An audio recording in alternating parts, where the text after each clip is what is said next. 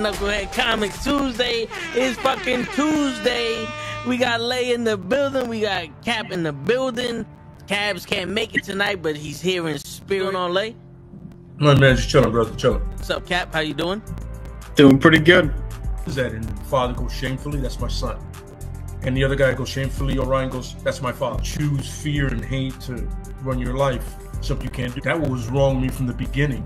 I was doing it that way. I was gonna go down that path. I worried. You thought it was Grayson? Sorry, got hurt.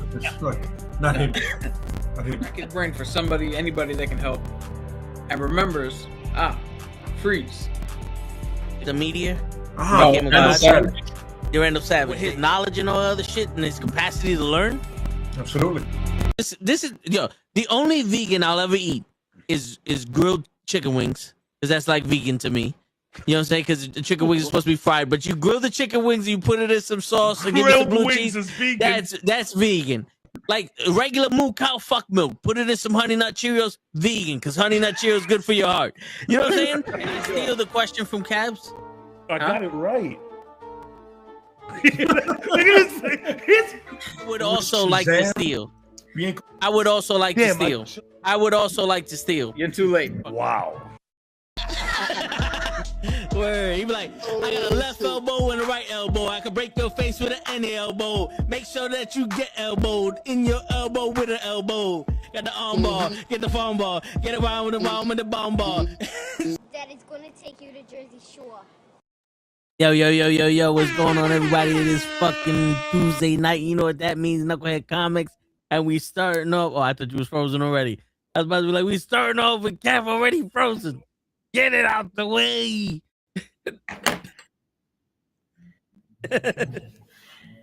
You know what you missed in that compilation?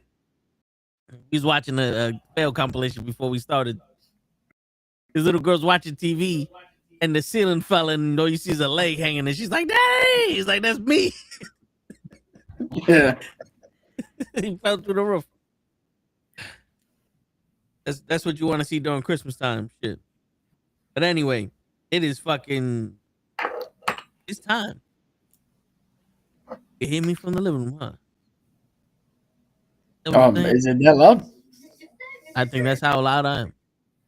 But anyway, it's time to fucking talk about the situation between Netflix and Paramount. They having a fucking battle to the death for Warner Brothers. Now, the last video we saw that Netflix put in their bid, and they just gotta get through legal shit, and Paramount was like, not yet. And they offered what, $108 billion?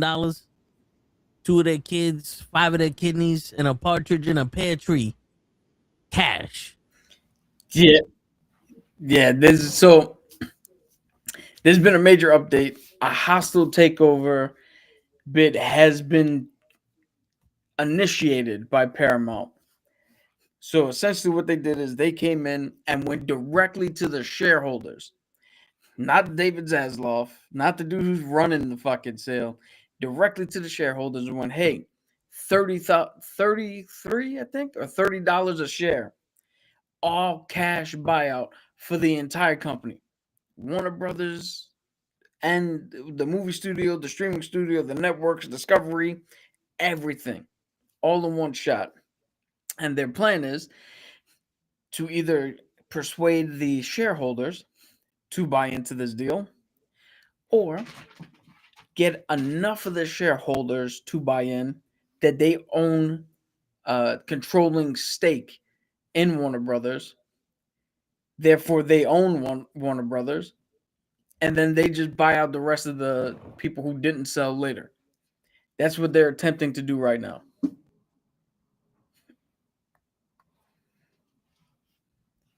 They really want this shit.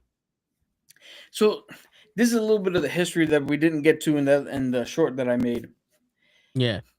At some point, like last year or beginning of this year, David Zaslav, the guy who's in charge of Warner Brothers Discovery, was trying to divest the business and split it into 2 companies. Right? That's all he wanted to do. just put the TV side and the movie studio and split it to where it was before, essentially. Then the dude from Paramount put in a bid. He heard about it and was like, "Oh, well, I'll offer you whatever to buy your company." David Zaslav, who wasn't really trying to sell, went, "Yeah, no, thank you." And then a couple of weeks later, opened up the fucking floodgates. I was like, "Yo, we're taking orders. What do you got?" And initially, there was Warner Brothers was like, "Yo, we want an all cash deal." So Paramount put in its second bid, $20-something a share, all cash bid. It's what they wanted. I don't know why. And David Zaslav, I don't know why I just picture Paramount being like Terry Crews and White Chicks. $50,000 cash, and they just got somebody with the briefcase open it up. Yeah. That's all I picture right now with Paramount putting their bid in for That's essentially what that's essentially what they did. But then what do you call it? Netflix came up with a better offer, and Zaslav went with Netflix instead of Paramount. And Paramount is pissed because Paramount is the guy who looked at the girl and went, "I did everything you told me to do, and you still picked the jock. What the fuck?" Yeah. So now that I'm gonna look up, there's on a website that Paramount made, they actually put their bid side by side with Netflix bid to compare them to show the world that they have the better offer. So I'm gonna look that up in a second. So good. So what I understand, this is from 11 hours ago. Netflix proposal includes Warner Brothers Studio and streaming networks, leaving the rest of the company to be spun off as an independent company. It offers values holding, which includes brands such as Warner Brothers, New Line Cinema, and HBO Max, at $82.7 billion, including debt. Netflix is offering to pay $23.25 per share and give existing Warner Brothers investors a stake in the new company and mix of cash and equity. It says it's worth about $27.75 per share. Paramount, by contrast, says it wants control of the entire company, including the firm's traditional pay TV networks, which are seen as a declining business. Its deal values the entire company as $108 billion. Paramount is proposing to pay $30 per share in all cash offers, which it says gives shareholders more certainty than Netflix is planning. Yeah, so when I find that chart, it'll explain it a little better. But here's the thing. When they split the two different companies, essentially what is happening is David Zaslav is banking on the fact that he could sell the second company for $2 to $3 a share. Right? But Paramount is going, "Yo, the rest of your shit without HBO Max and without the movie studio is only worth $1 per share. That's realistically all you're going to get. So our deal gives you more than that right now." And Zaslav is like, nah, he's willing to bank on him being able to get more for the second part of the sale that would have to happen. So this is what HBO wants. I mean, all right, this is what Netflix wants to buy. They want to buy Warner Brothers Pictures, DC Studios, Warner Brothers Television, Warner Brothers Games, HBO Max, New Line Cinema, and TNT Sports International. So basically the Olympics.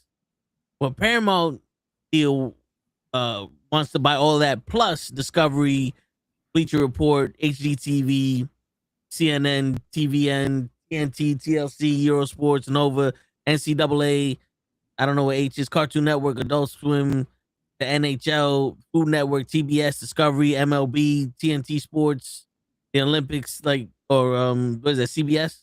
Yeah. Yeah, like they want everything. And Netflix is like, we just want the big shit we could use. Because I don't see Netflix going, well, we can make live TV now. Yeah, no. Yeah. So Netflix doesn't want any of the live TV part because that's not what they do.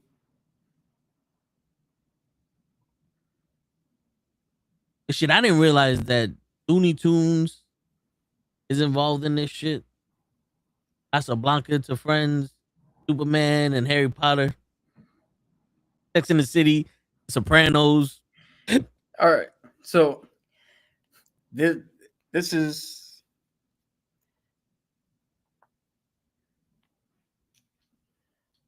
the chart right here. I'm gonna see if I can send it to you, then put up on the screen. You'll be able to just where it says share screen, or yeah, you can send it the email. Well, this is on my cell phone. Okay, so Should I email it to you?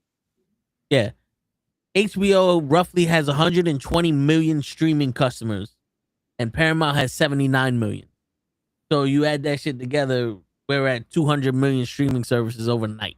Yeah. So yes. Now here's the thing with Netflix.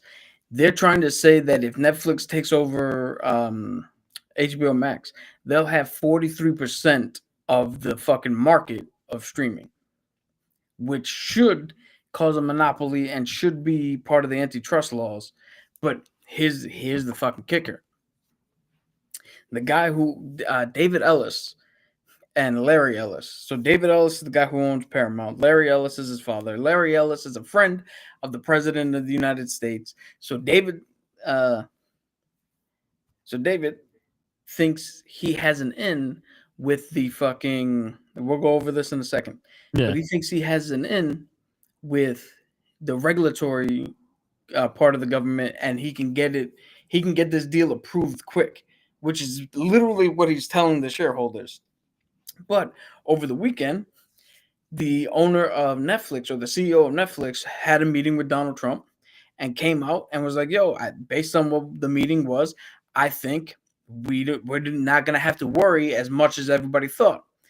Conversely, 60 Minutes aired a fucking interview with Marjorie Taylor Greene, who's a congresswoman that is beefing with the president right now. And the president basically came out and was like, yo, the Ellises are a piece of shit because they put this bitch on the fucking network.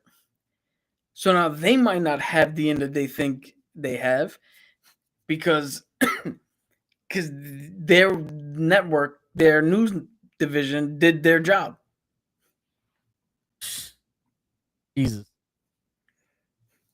Yeah, it's getting fucking bananas.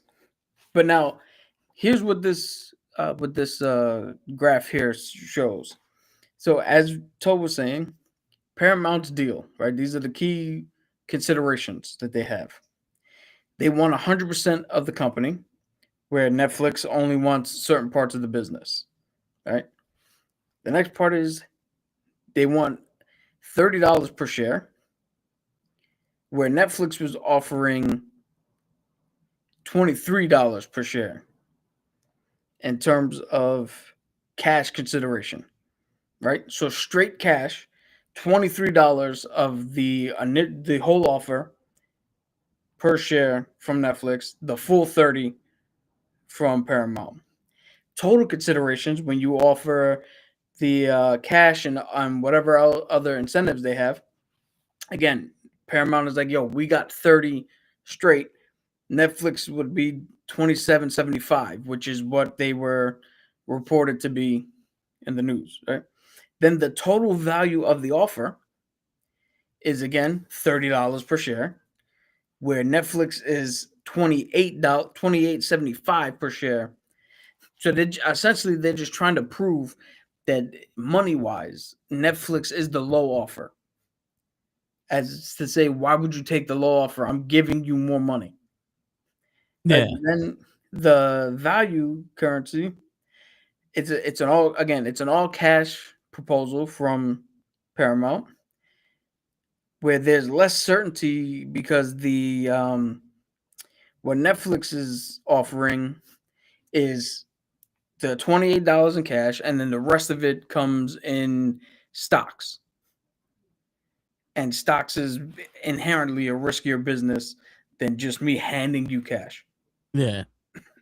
All right. So then we got the closing certainties, And again, Paramount thinks that it has an in because they know key members of the government, including the president, and they think it's going to be an easier road for them to close versus Netflix closing, which we just went over.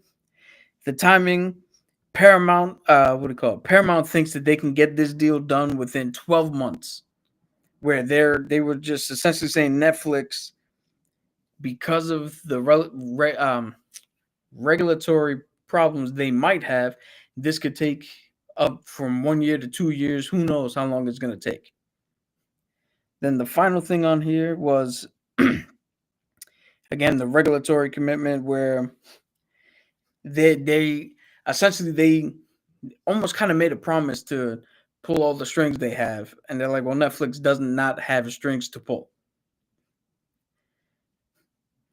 So this is what Paramount has put up to the public in order to put some sort of pressure, or in hopes to put pressure on the shareholders. Because here's the big thing. Now even Hollywood directors have got on board. The Hollywood Directors Union, or whatever shit they have for that, they're now writing letters to Netflix CEO because they're worried now that they're not going to be able to have their movies in the theater. Because the major fear is that Netflix comes out and goes, okay, we put your movie in the theater. Cool, it's on Netflix now. And the proof of that is there's two things I'm going to mention. K-pop Demon Hunters. They released it twice in the theaters, the sing-along version, for about a week. They never reported any grosses, so we don't know how much money it made in the theater. We don't know what it did. They put it up and they took it out. Then Wake Up Dead Man, which is a Glass Onion movie. It's part of that trilogy that Rian Johnson is doing. That got put in the theaters for a week. They didn't report any of the grosses, so we don't know how well it did. And they took it off and just threw it up on Netflix because the agreement they have with Rian Johnson is, yeah, all we have to do is put it in the theater. We don't have to give a full theatrical run. So now directors are scared because if you tell me all I got to do is wait a week and it's going to be on Netflix. What am I going to movies for? Yeah. What the fuck am I going to the movies for? But Paramount is saying, hey, if you let Netflix, they're basically saying a plea that if you let Netflix buy Warner Brothers, say goodbye to the movie theaters, because who the fuck's going to go? Then they're also saying that, what was the other thing? The directors wouldn't want to make movies for them? Nah, shit, I just had it in my head.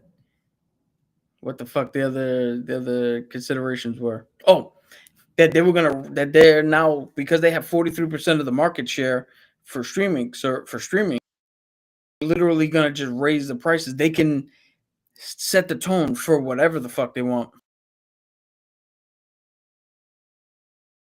I mean, they pretty much do that shit now. Like, all right, I pay for HBO Max, which I do the yearly subscription because it's like $100-something. I was like, fuck it. But the Netflix is like $27. Netflix is like $27 a month. So you know what? Let's put streaming services cost. Right?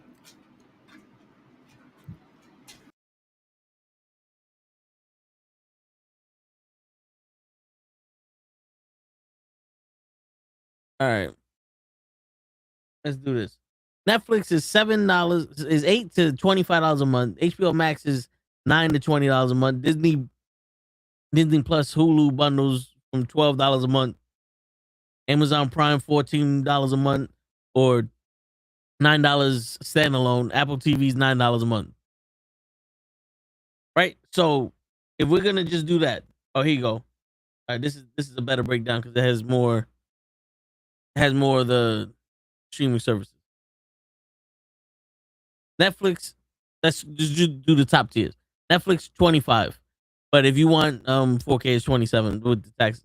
Max, 20. Disney, 16. Hulu, 20. Amazon, 10. Or if you want included with your shit, 15. Apple TV, 10. Uh-oh. We got more shit. Paramount, $13. With some ads versus ad-free / Showtime. Peacock, $12. Let's get back. Let's get him back in here before we start doing shit. Every time he starts mentioning somebody, they kick him off because they don't want the truth to be said. They don't want the truth. They can't handle the fucking truth. All right, so I'm gonna go down this shit fast before they kick you off again. Netflix, 25. Max, 20. Disney, 16. Hulu, 18. Amazon, 15. Apple, 10. Paramount, 13. Peacock, 12. Disney Plus, Hulu, 20. Verizon, Xfinity, that has all this other shit, doesn't have a price. Live TV streaming, $72 a month. YouTube, Hulu, $85 a month. Sling, $40 a month. Right? Who has the highest monthly charge? Netflix. They didn't need to buy nobody to have the highest monthly charge already. You're telling me what? Oh, if they get to buy HBO, they get to raise the prices? They gonna raise the price whenever the fuck they want. They're already the highest fucking charge shit there. Yeah. So if you think about it, if I have HBO Max and then Netflix goes, oh, we're gonna raise our shit $5 a month. You're saving me with unlimited ad-free shit $15. yeah. So What's going on, Big Food? the issue that they're having is not only will they raise the price, but so let's say they raise the price to something you essentially are locked into paying it, because if you get rid of Netflix, okay, well now you don't have access to Netflix, to any of the Warner Brothers movies, to any of the fucking HBO series, to you missing a huge chunk of entertainment that you no longer have access to. And now what? Now they're essentially playing chicken with you. Like, all right, if we raise the price and you cancel us, cool. What are you watching? Yeah, but when enough people cancel it, they'll lower the fucking prices down. See, that's the one thing people don't realize, and I know it's asking people to be unified, and the only way people will be unified is if they're racist. But if we dictate what we're gonna pay, then the market will share. The market cost will be what we pay. You see, because you got people out here that can't afford a sandwich, but they're buying $700 fucking Yeezys and a $5,000 fucking Supreme shirt. It's a fucking $6 decal on a $4 shirt, but it's $5,000 to them. They're buying this shit, so the market's like, well, they'll buy it, so we sell it at them. But if people stop being stupid, and everybody goes, well, I'm not fucking paying for it, guess what happens? They lower the fucking price. Yeah, but unfortunately, we live in America where telling people to stop being stupid is like telling your fish back there to stop breathing underwater. But you know what else, though? Here's the dumb shit. Remember back in the day, people stopped eating McDonald's as much because, you know, they were just eating from home because it was healthier and shit. Yeah. And then McDonald's said, well, let's make it affordable to eat. Now we got the dollar menu. Nowadays, instead of going, well, fuck it. It's you know, it's better to eat from home. It's actually cheaper to spend the $15 on a fucking McDonald's meal than to go buy food and cook it. They just said, fuck it, we're just gonna raise the prices of the supermarket, because if they're gonna dictate what they do with McDonald's, if McDonald's is cheaper, then we're just gonna make it the same price as McDonald's. And that's how McDonald's is winning. They don't have to lower their prices because they just raise the prices to other people. They think we stupid. I mean, me, as when I say they think we stupid, I mean me, you, and the viewers of this channel. Everyone else is pretty much stupid because they do it. You know what I'm saying? But it's like they think we don't see this shit. You know, supply and demand. I got the supply, not demand. You pay me more for it. Back in the day, it used to be if you have too much supply and no demand, you lower the fucking price. Yeah, but with Netflix, it's not supply and demand. It's demand and demand. Because no matter how many shows they have that people watch and people actually like, Netflix is like, fuck it, we'll cancel it. And people are like, yo, but we like that show. And Netflix just goes, what are you going to do? Watch YouTube? No, yeah. I mean, they they have the power because everybody's conforming to them shits. But yeah. Now here's something that's gonna really bake your noodle. What's gonna happen if Netflix winds up winning? What's gonna happen with the DC universe? Because James Gunn is in the middle of doing his shit, right? There was talks of him getting like an extension, almost like a baseball player. Like he has his contract and they just extended the contract to keep him there long term. But guess what's looming on the other side of Netflix? The Rock. No, even worse. Your Disney. old friend, Snack Snyder. Not only the fans, but members of Netflix, and it might even be the CEO of Netflix, was talking about interest in reviving the Snyderverse. The Snack Snyder. Well, I'll tell you one thing. That they're just gonna prove that they can keep making horrible movies. And also, just like Patch Adams, you ever seen that movie where Robin Williams plays the doctor? I never seen it until earlier, like this week. That movie's gonna be Patch Adams. All those Snyder's cuts, they're gonna be Patch Adams. Like a bunch of movies that I'm gonna be an 80-year-old man and people are gonna try to recite the lines, and I'm like, I never seen that shit. You never seen Superman Goes into the Moon by Snack Snyder? Nope. I don't watch horrible movies. You didn't miss nothing. That's what's gonna happen. Shit, I can't remember the last time I had McDonald's either, Bigfoot. It was either Thursday or Friday. I can't remember which day that was. Yeah, I don't know if you heard. Oh. I said I'm gonna be a 90-year-old man. Oh, he froze again. Reset your shit.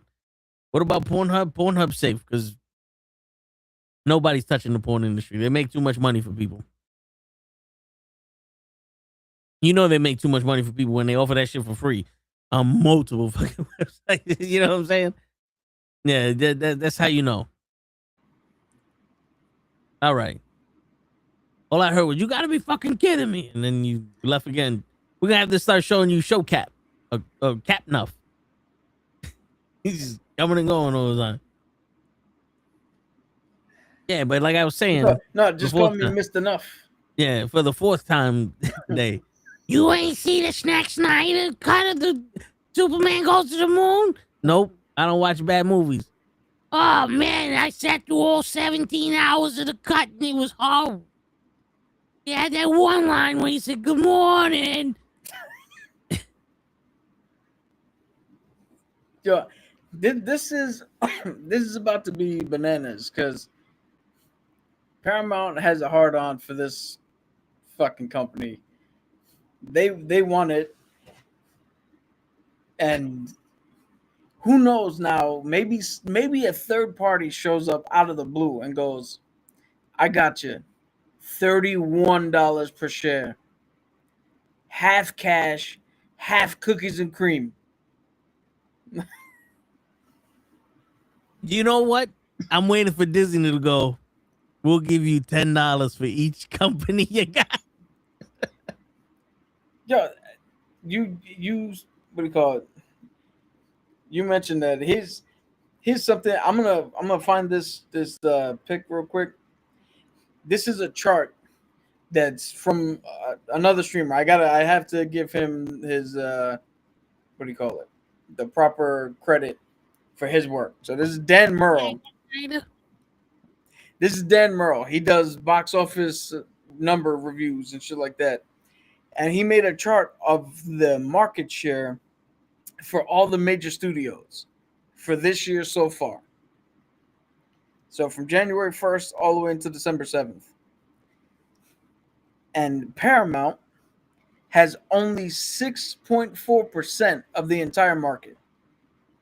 So out of all the movies that they've released and the total number of grosses that they have for the year, they're only 6.4% of the entire pie of what movies have made this year.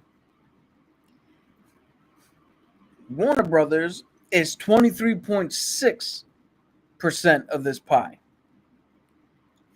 So if Paramount joins with Warner Brothers and gets their movies, this is now a larger piece of the pie that comes out, and they could potentially overtake Disney. Disney is at the top right now with 26.7% of the market share so far this year. All because I think what the fuck is the movie they did? Moana 2 made $1 billion.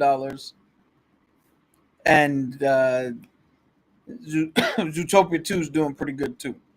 But then Disney also includes Marvel, Star Wars. Like they don't separate that out. But this is part of the thing that's factoring into Paramount wanting to buy Warner Brothers, because if they, what do you call it? Look how low they're sitting in percentage points. I mean, Universal. Can you name a Universal movie that came out this year?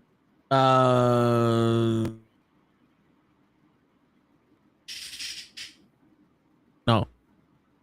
Can you name a Warner Brothers movie that came out this year? Two Men. There you go. Universal is sitting at 21.1% of the market share. I don't know what movies they put out, but apparently they've been doing good because they're third on this list.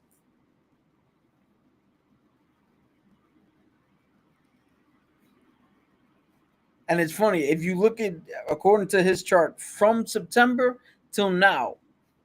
Oh, Wicked is a Universal movie. Oh, there you go. Wicked for Black good. Phone 2. All right, so that's where they're getting their money from. Wolfman actually was a. Well, we know Wolfman, but that wasn't this year. Oh yeah, the Michael Jackson movie is a. Here you go. Jurassic Park Rebirth. The Jurassic Park. Yeah. How to Train Your Dragon live action. But I think that was in the movie like 2 times. Look at all these movies that you just named. Yeah. But yeah, we said name one, and off the top of your head, you couldn't name any of them. And all these movies did well. Now, one of these movies was a flop. The Bad Guys 2, Dog Man, Nobody 2, Him, Bridget Jones, Mad About the Boys. Well, there you go. Him was the only flop on that list. But the point being is that they want a bigger piece of the pie. So that's why they have a hard on to try to fucking to try to get this studio. I mean, if you want to talk about something that what Amazon is sitting at 1%. Jeff Bezos can do whatever the fuck he wants with his money. Avatar. And show will fucking make up that difference with his orders on Amazon Prime. Word. He don't give a shit about Prime TV. Yeah. So if Amazon comes out and puts in a bid, shit, that would be something. Speaking of which, you can throw it in the garbage. Speaking of which, let's do a little side tour right now. Hey, Amazon, why the fuck am I paying so much for Amazon Prime and still watching commercials on your Prime fucking Video? Bitch. Shit. All right. So, I did an overview. What if Warner Brothers is bought?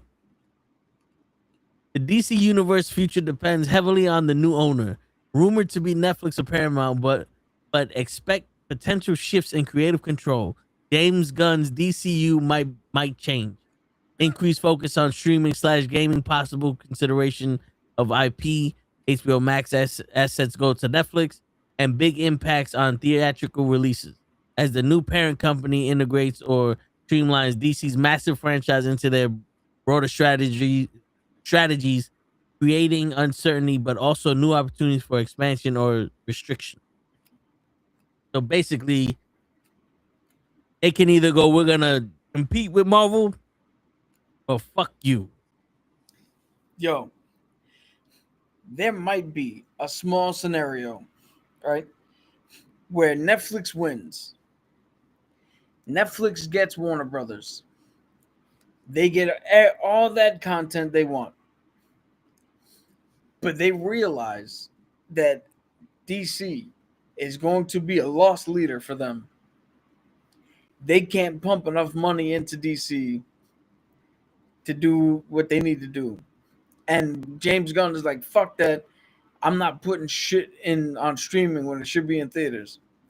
Now this is pie in the sky. We do pie in the sky here. Yep.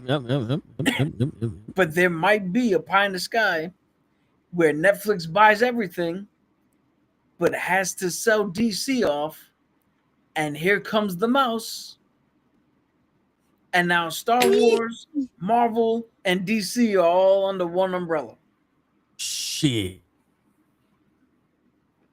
And James Gunn has to come home to Disney, where you don't get to do what you want. You have to do what we want.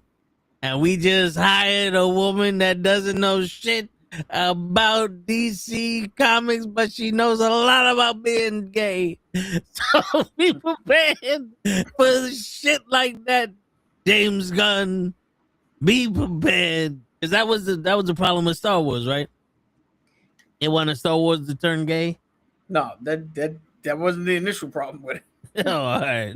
I could have said that. That's what it was, right? That was the mission goal. Kathleen Kennedy was actually was actually running George Lucas Films before George Lucas sold it to Disney. She had been in charge. She had been in charge for a long time. She legitimately was good at her job and worked her way up from like an assistant PA all the way up to the CEO of the fucking thing. So yeah, she faltered at the end. Like she tripped hardcore and fell face first right before that finish line. But the start of the race was awesome. Okay, so hold on, wait. So Disney was like, we want you to think outside the box and change the scope to fit our needs. And she said, gay, gay, gay, gay, gay. No. Oh. Disney. So Bob Iger went, we can't think out of the box. It didn't work for the prequels. Make it the same. And then he left. And then Bob Paycheck. Bob Chapek? Paycheck. Bob Paycheck came. Bob Chapek took over Disney and went, hey, do what you do. And she went, who wants to make Star Wars? And everybody stood up and went, gay. And Rian Johnson was like, not really. And she was like, good. You make it not really. You make it gay. We'll all have fun. The word. Because, yo, listen, and for anybody who has a problem with what we're saying, go watch the fucking news, the promotion for the Acolyte. It was more about gay than the Acolyte, because the Acolyte didn't have gay in it.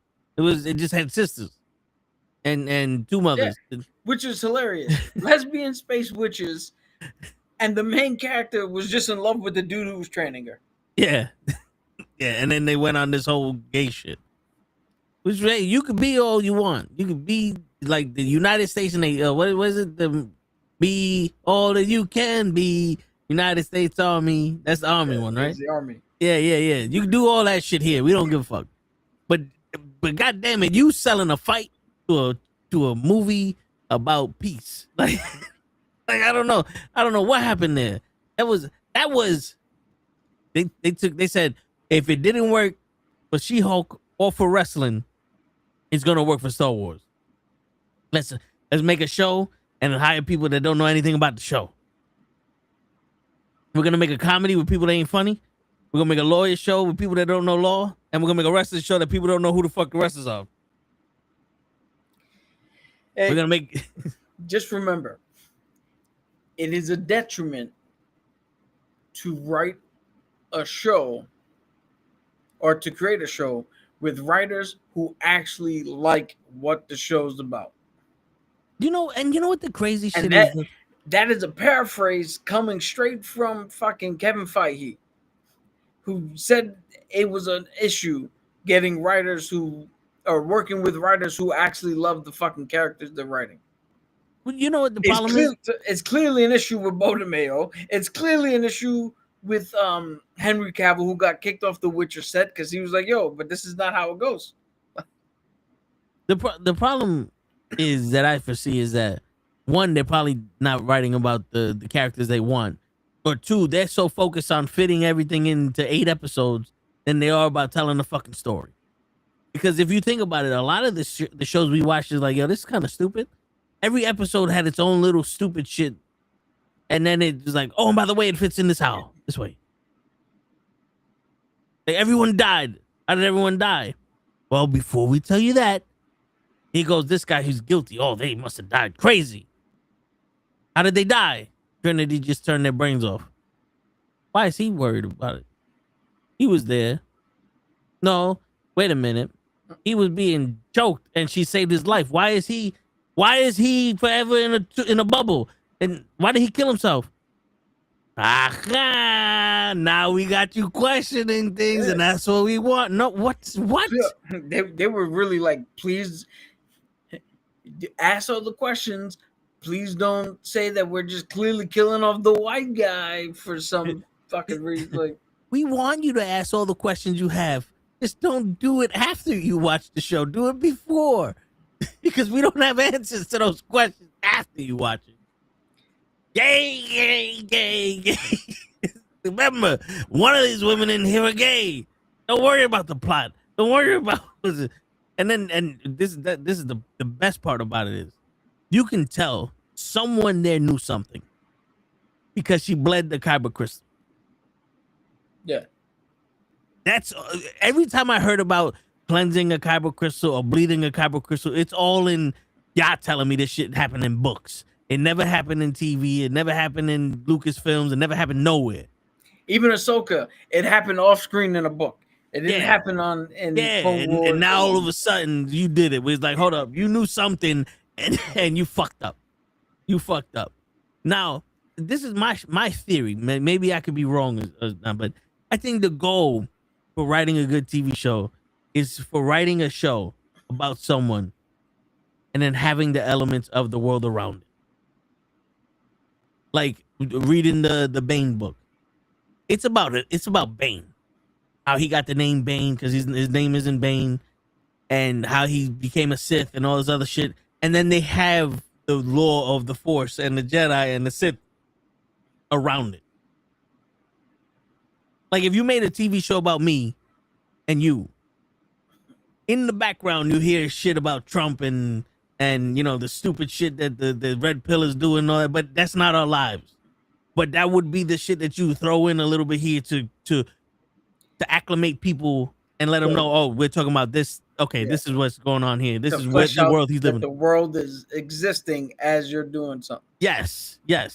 Not just, okay, it's Star Wars.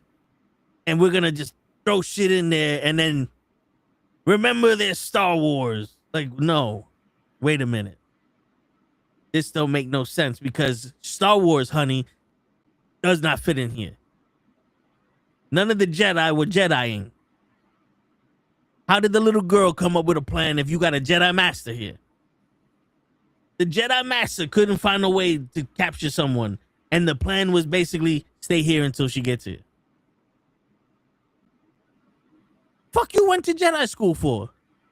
Yeah, I don't know how you feel about Quentin Tarantino, but he did an interview where he said that he doesn't find it interesting to write and direct a biopic because he's saying nobody's life is that extraordinary from beginning to end. Right? Yeah. But he said what he would love to do if he had the chance is pick a day or like a week in this person's life. He's like Elvis. The day Elvis went into the record company and played his little demo, and the colonel opened his eyes and said, "Oh shit, we have something here." He's like, he'll make a movie about that because that can be interesting from beginning to end for the length of the run of the movie. Yeah. And when I heard that, I was like, you know what? That makes a lot more sense with like all these Disney Plus shows and everything. Instead of going, we have this amount of story to fit in this amount of time, pick out a section of story that is going to be super interesting that fits in this amount of time and just tell that story. Yeah. I mean, it makes sense because a lot of the shit that you like, we go to see Michael Jackson. I don't care what he did in second grade on his science report. It's about his performances and him training. You know what I'm saying? You know what's funny? We are at a disadvantage when it comes to that Michael Jackson biopic. Yeah. Because we grew up with the Jackson 5 movie. Which was 8 hours long. Yeah, we already saw the movie about him growing up and doing all this shit and becoming a solo artist and getting burned during the Pepsi commercial. And like, we already saw the movie. Yeah.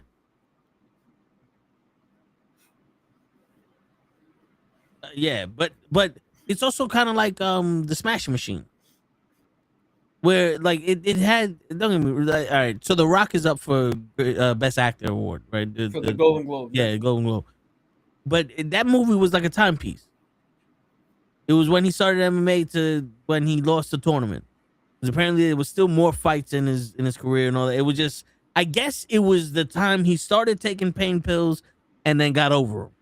Probably the most interesting time. Yeah, you know what I'm saying? So it's like, okay, that was cool. That was cool to see. There was a lot left out of that time period. Like, how did he get on pain pills and all this other shit? We spoke about this already. But in some cases, that can be a better story because think about it. Like, we did see The Acolyte. The Acolyte was about this little girl believing her sister was dead, and these Jedi killed her sister or some shit.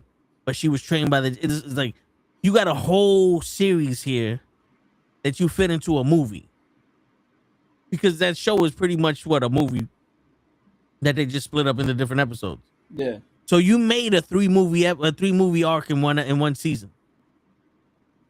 Yo, I mean, we've hashed this out millions of times already. Yeah. But something in real time, you're seeing me go, oh, here's an idea. We could have just done this. 8 episodes. OSHA training with that dude, which I cannot remember his name. But the original Knight of Ren, right? Yeah. We are learning. It's a character study. We are learning about the dark side of the Force, and specifically the Knights of Ren, and where their philosophy comes in. And we are sitting here the entire time going, why does she hate the Jedi?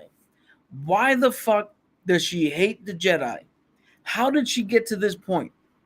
We're learning interesting things about how the dark side trains their fucking pupils. Which at that time was different than what we know. Huh? At that time was different than what we know based off of the book that I'm reading. Yeah. So we're getting all this information while we're being lured in. What did they do? What did they do? What did they do? And then the last 2 episodes, they go and fight the Jedi, and we learn, oh, this guy killed her mom. These guys were there when her whole fucking village died. This guy killed the sister. And right at the end, right, so we'll have that be episodes 6 and 7. The big battle, the big reveal, like, oh, the Jedi fucked up. They killed these innocent people and blah, blah, blah. That's why she turned. And then halfway through episode 8, we see the truth. And we go, oh, they didn't just kill innocent people. It was a misunderstanding. It was self-defense. It was blah, blah, blah, blah, blah, blah, blah, blah, blah. And now we're left off in that series seeing this is how people get turned to the dark side. Everything is... What did Obi-Wan say? When he was like, oh, you lied to me. He's like, I never lied from a certain point of view. Yeah. That gets echoed like poetry, as George Lucas likes to say. And we go, oh, she had it from the wrong point of view. And how easily she fell to the dark. No wonder. We leave that whole series going, no wonder Yoda was afraid of Anakin.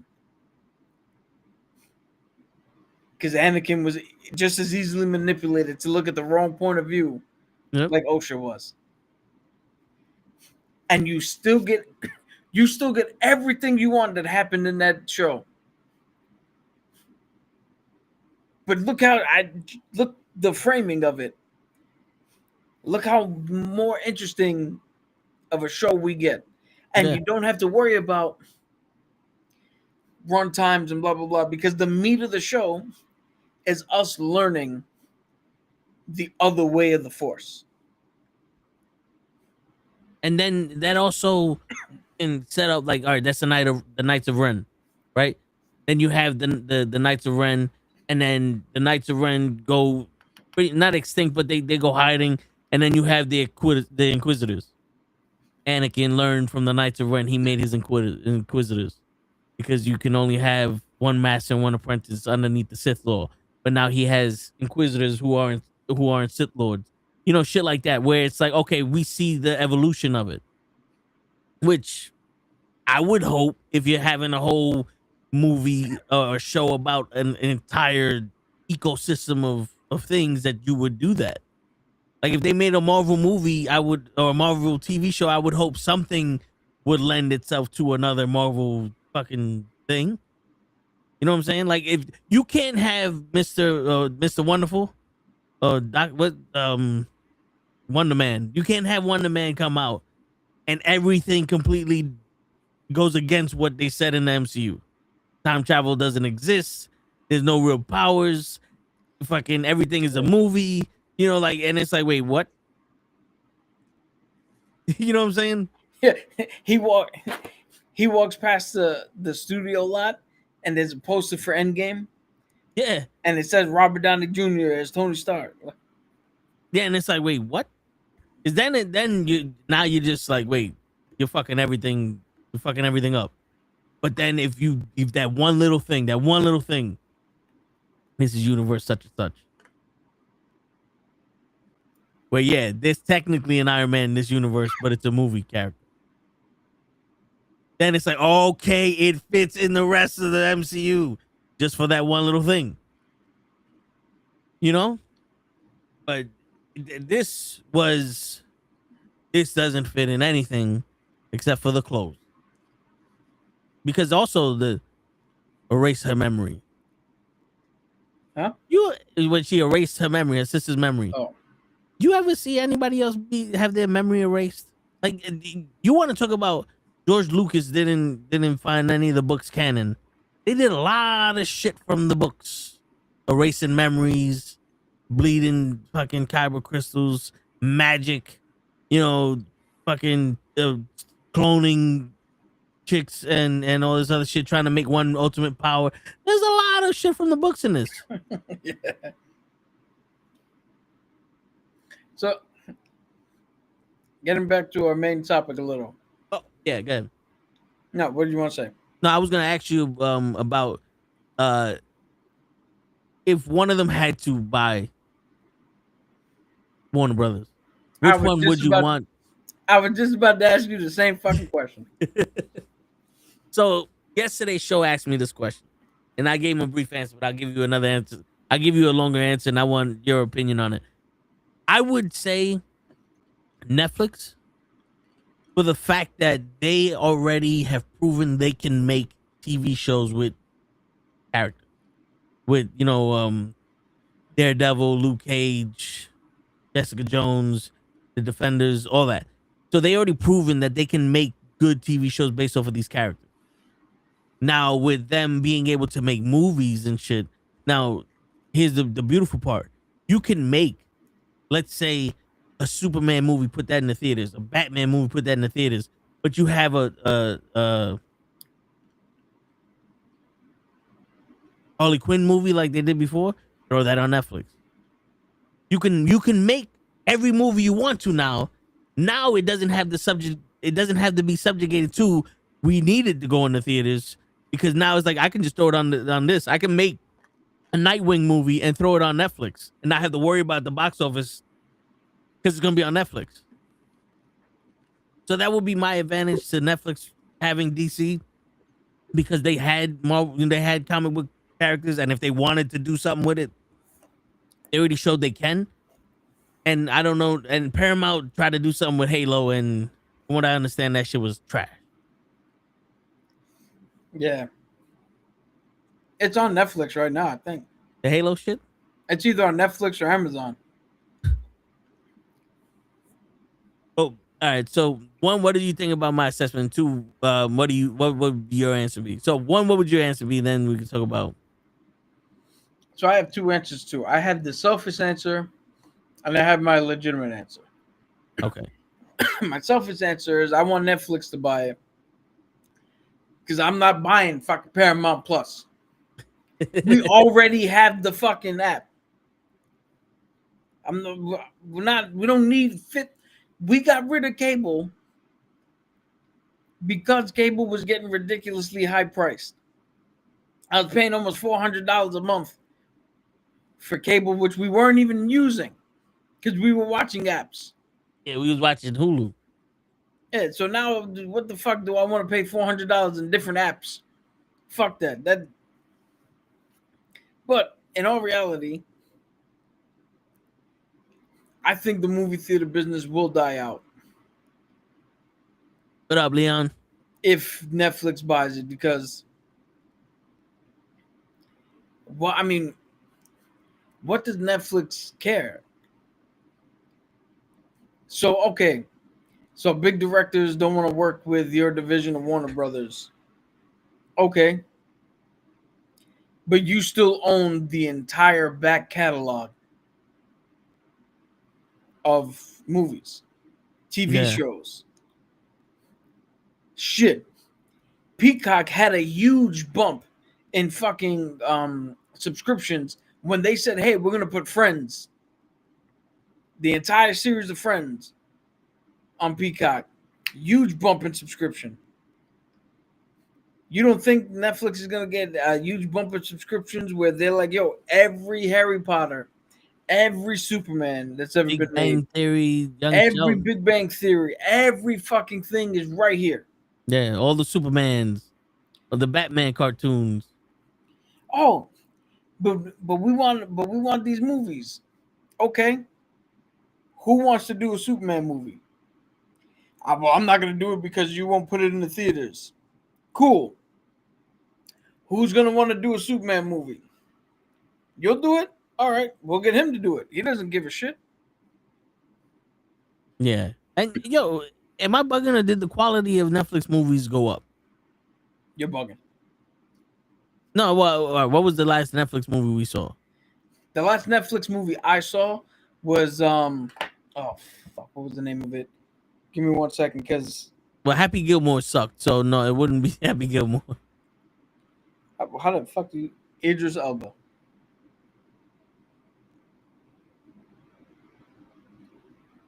A House of Dynamite was the last Netflix movie I saw. That movie was bad.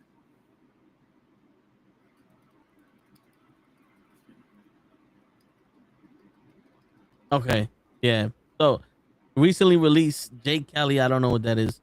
Troll 2, Jingle Bell Heist, Brain Dreams, Frankenstein, that's a TV show. Yo, Frankenstein is Guillermo del Toro's movie. Now, there you go. That's my fucking proof right there that the movie theater doesn't give, that Netflix doesn't care about the movie theaters, and movie theaters are going to die out. Guillermo del Toro has been trying for the last 10, 15 years to make his version of Mary Shelley's Frankenstein, right? This is his legitimate, like, fucking dream project. If he only got to make one movie in his entire life, this is the movie he wanted to make. And he got to do it his way, the way he envisioned it. Didn't give a shit that it wasn't going into the theaters. He got to do it. It's on Netflix. Highly fucking reviewed.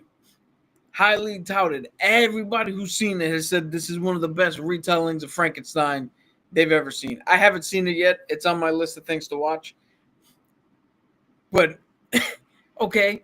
So James Gunn doesn't want to fucking work because Christopher Nolan doesn't want to work because they're not going into, okay, but Guillermo del Toro was fine with it. Maybe one of these other guys would be fine with it. So Warner Brothers owns HBO Max, so that would be the properties that transfer over if somebody buys Warner Brothers, Leon. But yo, here goes some other shit now. We're talking about Frankenstein, right? There's a movie with Christian Bale called The Bride. It's a Frankenstein movie coming out in March in theaters. Now, they both get the same amount of, well, I don't want to say the same amount of publicity. Different though, because the Frankenstein I'm seeing on Netflix, I see that on like Tubi and Hulu or HBO Max or whatever. You know, like when I see it on streaming services, that's the Frankenstein I see. When I go to the movies, every coming attraction has this Bride movie in it. So for my exposure, it's getting the same amount, but it does seem like the Bride movie is a bigger deal than the Netflix Frankenstein movie. And look at how you just subscribed the Frankenstein movie for Netflix. Yeah. Now, watch what happens when it comes out in theaters, and you look back, and Netflix, Netflix wins again. Because Guillermo del Toro is not only more highly rated, but it was saw by more people, and it technically did better. And you want to know where my proof is? In the same year, Disney did Pinocchio, their live-action remake. Some other random fucking studio did their version of Pinocchio, and then, yet again, Guillermo del Toro did his stop-motion animation version of Pinocchio. The one with Geppetto, the one that Disney did with Tom Hanks as Geppetto, went out into theaters, I believe. All right, had a limited run in theaters, if at all. Guess which one had the most views? Was the more highly rated? Was the more successful? Was the one everybody put on their fucking best movie of the year list? And guess which one wasn't? The stop motion one? Yeah, Guillermo del Toro's was the better one. And the Disney machine shit the fucking bed. Yet again, proving that even if you want to do like the direct competition with the same exact thing, Netflix is probably going to fucking win. So yeah, they put the Bride out. This is Maggie Gyllenhaal's attempt at directing. I don't know if she's directed something before, but this is the first time I've heard her being touted as a director of a movie. Let's see if it's actually going to hold up to what Frankenstein did.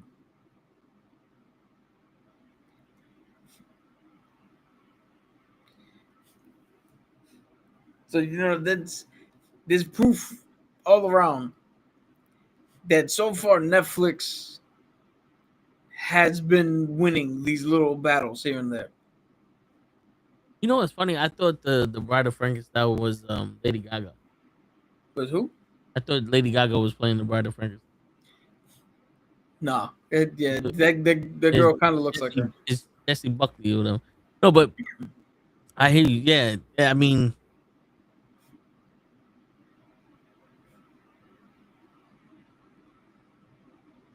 also, all right. So here's the thing, though.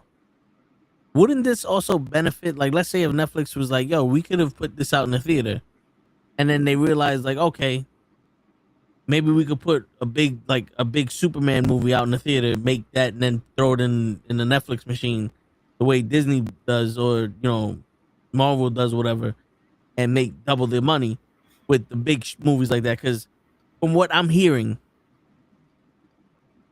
Benicio del Toro wrote Frankenstein, and Netflix said, "Okay, just give us whatever, make what you want, and we'll throw it up there." Yeah, and again, for the people watching at home, Guillermo del Toro. Yeah, there you go, Guillermo del Toro. Make what you want, and we'll throw it up there. But I'm pretty sure Disney was like, "You need to do this, and this," and it had to fit this because they got their hands and shit. I'm pretty sure that's what would have happened. Yeah. But again, you're missing the point, or the part where Netflix could have put that movie out in theaters. It's fucking Guillermo del Toro. He won an Oscar for a lady banging a fish in a fucking tank of water. You mean to tell me that his version of Frankenstein doesn't deserve to be seen up on the fucking big screen and get lauded over with his creative directive, his creative vision and the cinematography and all that shit? And they went, we'll put it up on stream. I mean, yeah, and Oscar Isaac. Yeah, it's Oscar Isaac. It's Jason. What's his name? Jason Elgore. Fucking Mia Goth. Jacob Elgore. Mia Goth. Like, these are fucking. Despite the fact that I butchered his name, these are big fucking people. There's two legitimate actors and one up and comer who's playing Frankenstein. They got Charles Dance, Christopher Waltz. Christoph Waltz? Yes. Yeah, look at that. Christoph Waltz. He's Igor. David Bradley. Felix Kimmerman. Is that it? No, that's not it, right? Huh? No, all right. I thought he was the guy who played it. Felix Hammermer. I don't know. He was in All Quiet. Yeah, he's in shit we ain't. Just by the picture here, he looked like the guy who played it. Pennywise.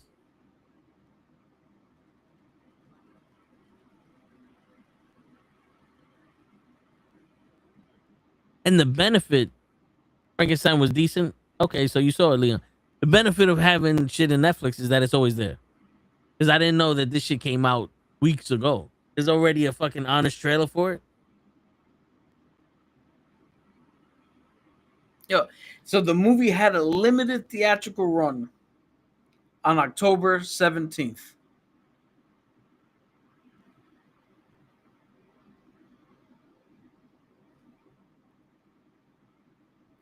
So it had a 3-week window that you can go and see it in a limited run, not a wide release. Which means for us, if we wanted to see it, maybe New Rock or maybe a theater down in Manhattan. Yeah. But now tell me this. For a movie like Frankenstein, you're really not interested in that type of movie, correct? I mean, I'll watch it. Seeing that shit, it's like, yo, there's so many different fucking versions of Frankenstein. Yeah. I'm done. So that's perfect. That's a perfect thing to say. Yeah. If it came out in the theaters and I told you, yo, if you just wait 3 weeks, it's gonna be on Netflix. What are you doing? I'm gonna be like, oh, it's already on Netflix. I forgot all about it.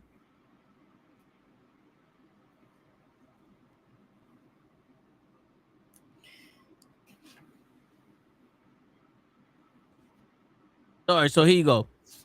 There isn't a major theatrical release for Frankenstein with a big box office numbers. Instead, Del Toro's highly anticipated gothic horror adaptation was a massive streaming hit on Netflix in November 2025, securing millions of views and topping their charts, while a smaller, separate Frankenstein 2025 film had minimal theatrical earnings of around $422,000 globally, mostly from the Netherlands and South Korea. Look at that. So the shit that I read probably wasn't even the Guillermo del Toro one. Yeah. Oh, yeah, the limited release was a different film. So there, it didn't even get a fucking release in the theater. So what the fuck, Google? Google just said, yeah, it was out there. The movie of this movie is just named Frankenstein. So if there's another movie named Frankenstein,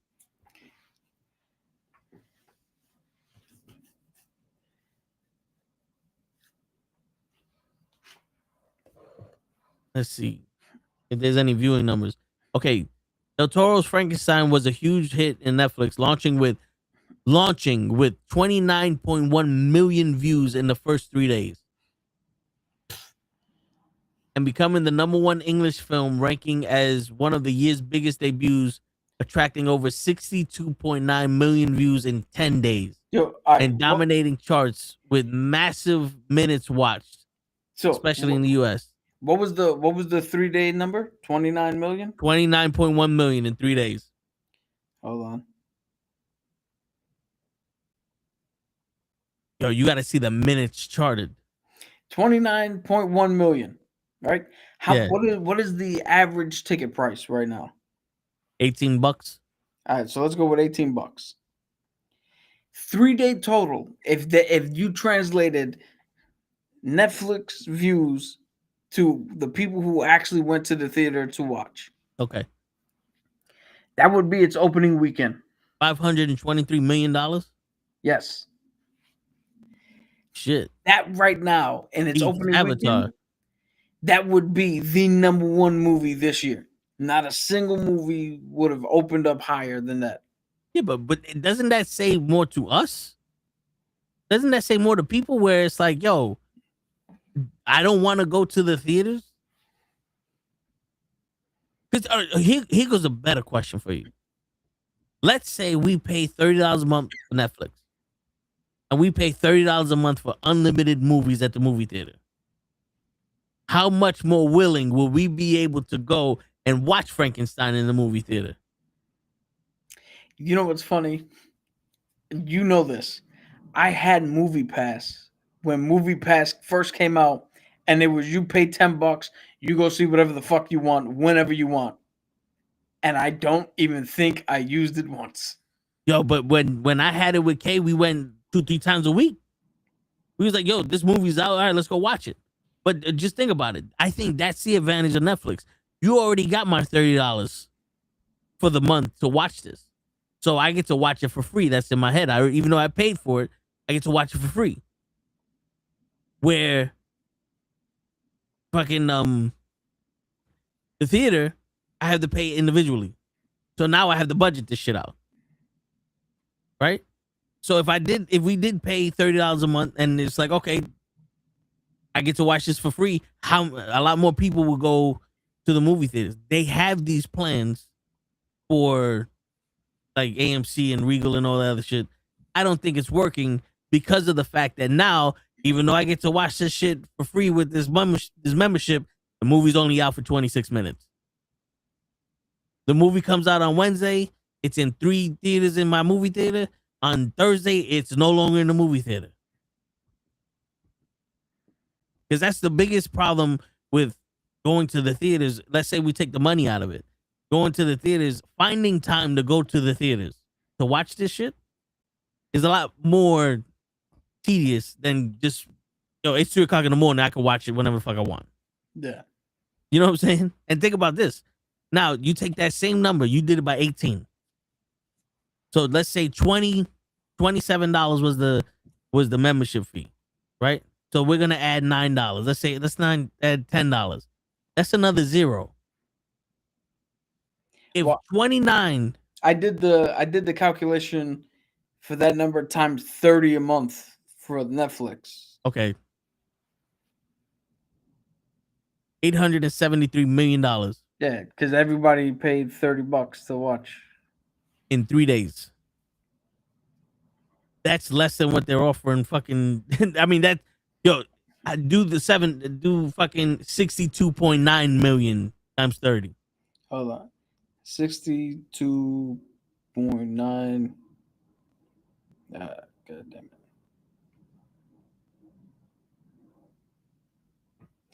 62.9 million times 30.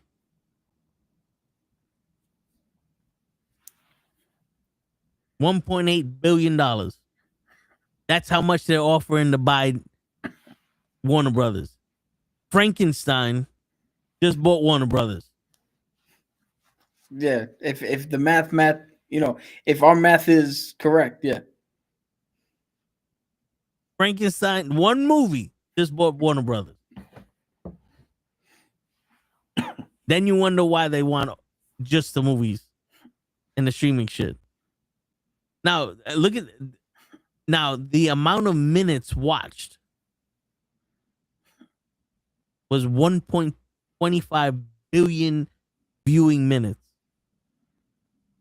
in the first 10 days or some shit.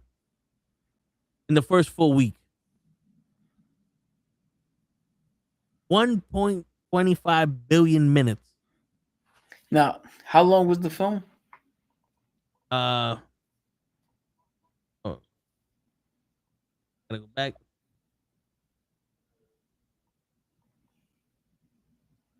You said 2 hours and 30 minutes. Hold on. You said 1.125, right? 1.25. All right. Rid of that. And it's 2.5 hours long. All right. So 1.25 billion minutes divided by 2.5 hours.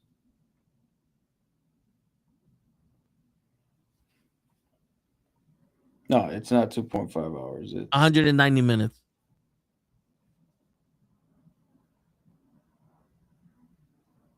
I don't think I did my math correctly, because that comes out to it couldn't have been watched over 6.5 million times. Or maybe it could have, because what's the population of what do you call it? Yeah, 6.5 million times. Yeah. So my math was right. All right. Yeah. Art major, not a math major. Oh yeah. 6.5, give it 6.6 million times. It's just been watched. Yo, that's everybody who watched it watching it 2 or 3 times. Like in the first full week, 6.6 million times. That's just been watched. Yo, if we take that, let's see if this comes up.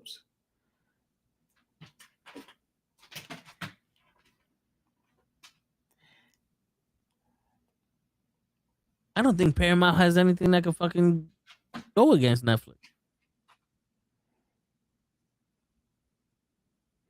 Right now, Paramount, I think the biggest acquisition or the most interesting acquisition Paramount has would be UFC. Because Paramount won the bid for UFC's showing. So half of those UFC numbered events are going to be shown on CBS. So it's going to be for free. Then the other half is going to be on Paramount Plus. If you have the streaming service, there's no extra cost. So that's what's going to bring in a lot of people for Paramount to watch the UFC. But what else is there? What, the Tulsa King? But that's not a word. I've seen the first 2 seasons because somebody fucked up on Amazon and we had access to it. But that's not worth the money to buy this shit for Paramount. Yeah, 4 little letters, man. NCIS.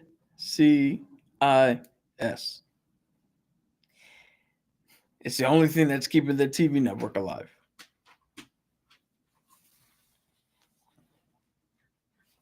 But hey, maybe that's why Paramount is so fucking strung up to acquire You're right back. Warner Brothers. Like they need more content. They need more people to subscribe to their platform. They're basically struggling with in the movie theaters. The last Paramount, I believe the last Skydance Paramount movie that came out was the Final Reckoning Part 2 for Mission Impossible. And that shit tanked. It was bloated, over budgeted, and fucking didn't make enough money. So that operated at a loss.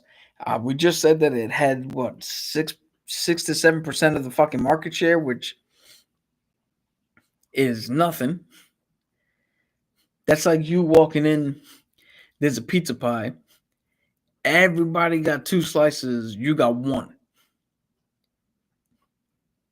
And then by the time you went back for that last slice had to be divided up by everybody else who showed up late to the party. So, I mean, there's a ton of shit that they gotta fix on their own end. And I guess they think this is the part that throws me, right? With the Paramount thing. It's Paramount. It's the dude, John Ellison, I think is the father's name. He's part owner. There's another fucking name, another organization that's part of the group that put in the money together to buy, and then it's the banks.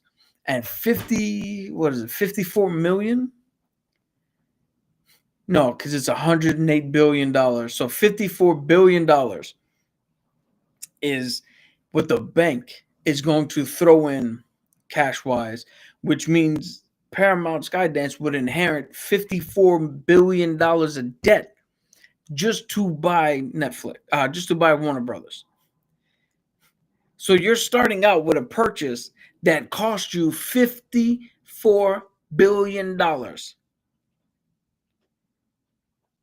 They must be desperate for something.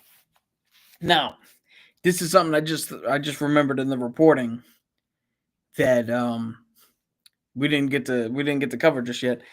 Netflix has a fucking buyout clause already. So when they entered the agreement, Netflix turned around and said, "Cool, we're gonna do the agreement. If you, for whatever reason, decide to back out at any point from this point forward, you got to pay us $2.8 billion to back out of this deal." From Warner Brothers. Yeah, Warner Brothers has to pay $2.8 billion to Netflix to turn around and go, we're gonna go a different direction. So that's why they're not giving Paramount the time of day. Like, we ain't got $2.8 billion to give Netflix. Yeah, that's probably why David Zaslav is doing that. Shit. Yo, Netflix is gangster. I would love to pull a Netflix and be like, "Hey, girl, I'm going to take you out for dinner. But if you cancel on me for any fucking reason from here until that date start, you got to pay me $200.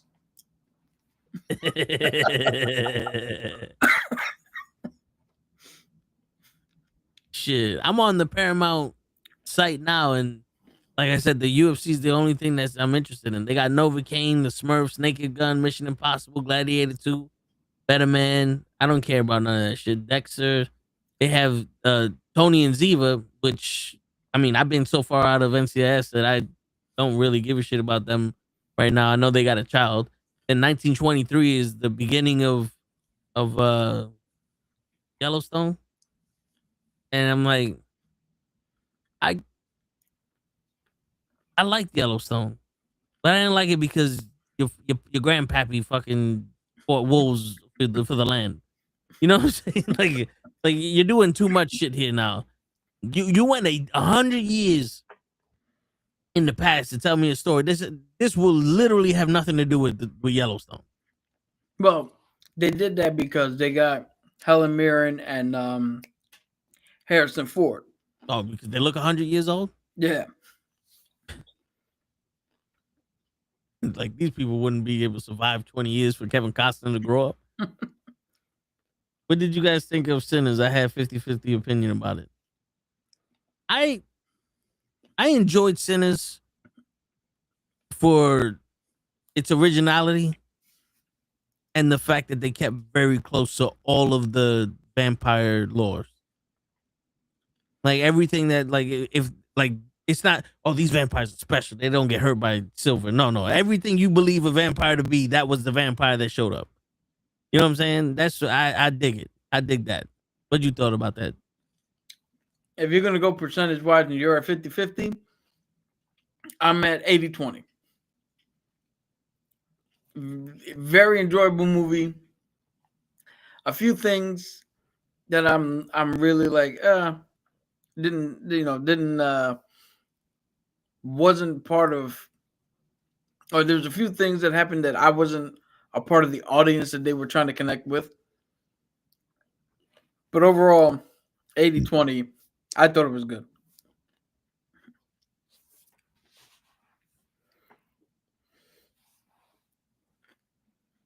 The one thing I think universally, though, everybody says, what the fuck happened to the people who were chasing him at the beginning of the movie?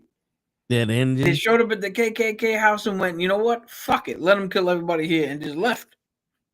Well, also remember they knew that the sun was going down. Yeah, but guess what?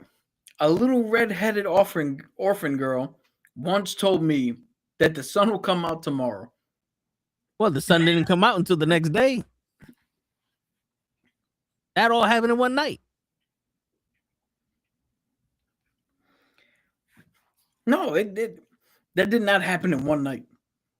They chased him down, and then the movie started. Yeah, they was setting up for the fucking opening of the band. Yeah, but the chase down, remember, the chase down happened, what do you call it, before the event of them putting the juke joint together.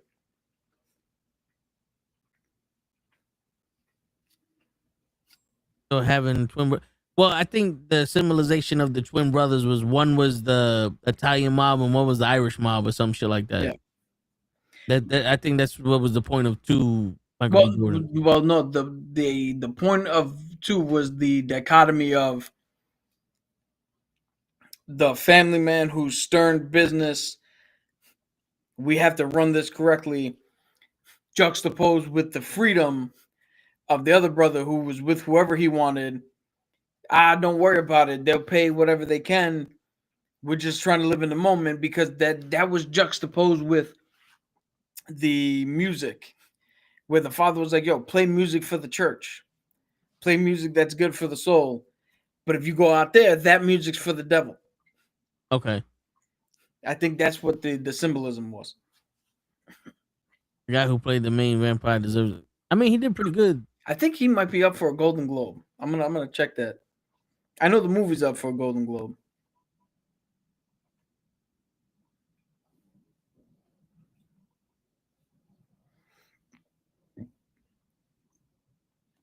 Golden Globe nominations. Let's see. Best Picture. I'm looking for the actor category. That's Best Female. Best. No, Michael B. Jordan's up for Sinners for Best Actor. Nope, he is not. Oh no, wait, that's motion picture male. Damn, they got so many fucking categories. They got 7 Golden Globe nominations, including Best Motion Picture, for drama, Best Director, Best Actor, Best Screenplay, Best Original Score, Best Original Song, and the new Cinematic and Box Office Achievement Award, making it a major contender. So no, he's not up for any awards, which is a shame.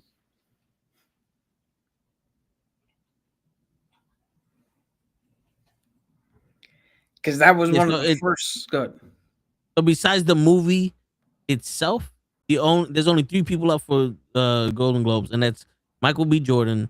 The director is up for 2, Ryan Gosling, and Ludwig Göransson, the singer, for the score.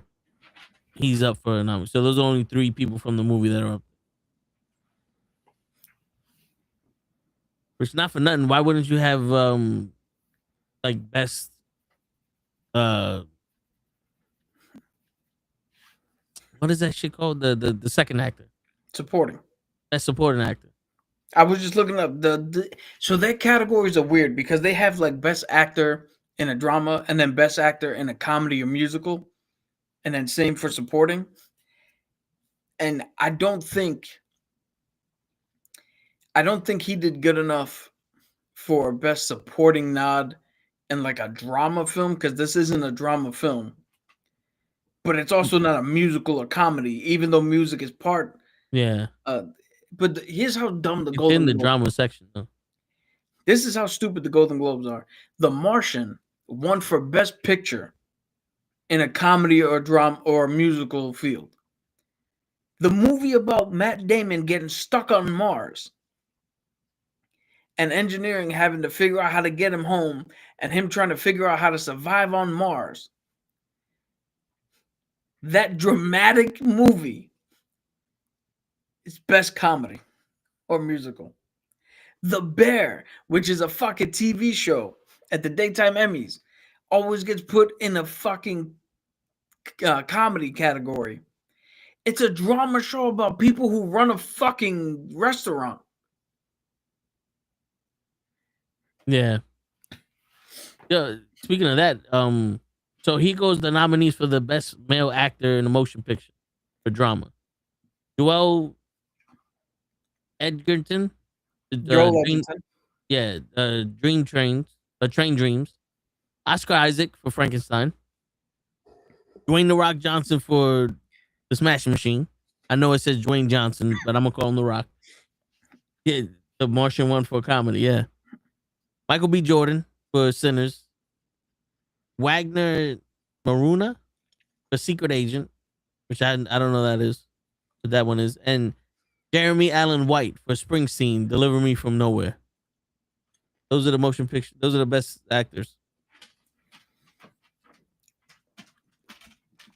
Now, go to the best actor for comedy / musical. Well, they have best performance by female actor in musical / comedy, but let's see best actor, right? They got female, best performance in stand-up comedy television. Okay. So the first guy, because Emma Stone is the last female, but the first one is Timothy Chalamet and Marty Supreme. Timothy Chalamet. Okay. George Clooney and Jake Kelly. Leonardo DiCaprio in One Battle After Another. Wait. That's the one with his. That's not a comedy. Yep. That's the one where they kidnap his daughter and he has to go fight Yep. people. That's not a comedy. Yep. Ethan Hawke, Blue Moon. Is that a comedy? Nope. And Lee Boing Hun, No Other Choice. I'll tell you right now, the George Clooney one might have been funny, but it's actually a dramatic turn of acting for Adam Sandler, who's also in that movie. So it's not a comedy. That Timothy Chalamet movie, not a comedy. They got the kid here. Oh no, this is a supporting role on television. But then Jesse Plemons and Boguna. Jesse Plymouth? Yeah. Yeah, what the fuck is Boguna? That's the movie where they kidnap Emma Stone, Oh, make her shave her head, and they Okay. think she's an alien who's trying to destroy the fucking Earth. so they don't even put comedies in the comedy section? What comedy movie came out? Utopia? Wrong. One Battle After the Next. Oh yeah. The hilarious romp. Fucking what's that movie with the clown? It Thriller? Terrifier. Terrifier. That movie came out. That's a comedy. Yo, speaking of comedies, but so a little backstory before people start yelling. You know how in Deadpool and Wolverine, Deadpool goes, "I thought you were retired," Yeah. and Wesley Snipes goes, "Retarded." Mhm. So Lay comes in the office. He goes, "Oh, this guy's retired." Me, Alex, and John go, "Retarded." He goes, "What?" It's like, what does that have to do with anything? It's like it went over your head, Lay. It went over your head. He's retarded. Now that's a comedy. Didn't that also come out this year? Did it? I think so. Maybe in the beginning of the year. But yeah, then again, so cartoons get motion pictures, but comic book movies don't. I mean, was it really the best movie that came out this year? Wolverine and Deadpool. Deadpool, yeah. Oh, it came out last year. Ah, well, see, there's the fucking problem. Well, what about Fantastic Four? Well, unfortunately for Fantastic Four, it is not a comedy or musical. Ah, one battle after another. Yo, look at the movies that are nominated for best comedy or musical. Let's see what movies they put up there. All right, filter film. Best drama. All right, here you go. Blue Moon. Blue Moon. That's musical or comedy. Baguna. That's musical economy. Marty Supreme. No Other Choice. Nouvelle Vogue. One Battle After Another. And that's it.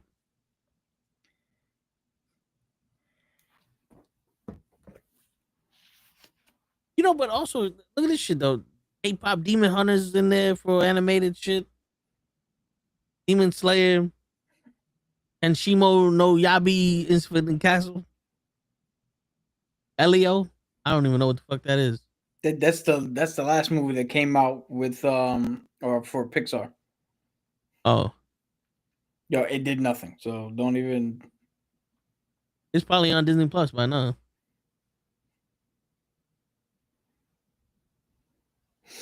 Yo, here's a plot summary. With their evil enemy resurfaced after 16 years, a group of ex-revolutionaries reunite to rescue the daughter of one of their own. The movie taglines and plot that it deals with is based on a novel. Right? Plots deal with revolution, terrorism, political violence, white supremacy. That sounds hilarious. What movie is this? One Battle After the Next. Oh, yeah. Let me ask you a question. Avatar Fire and Ash came out already? No, that comes out in 2 weeks. Oh, because I was going to say, it's up for an Academy Award.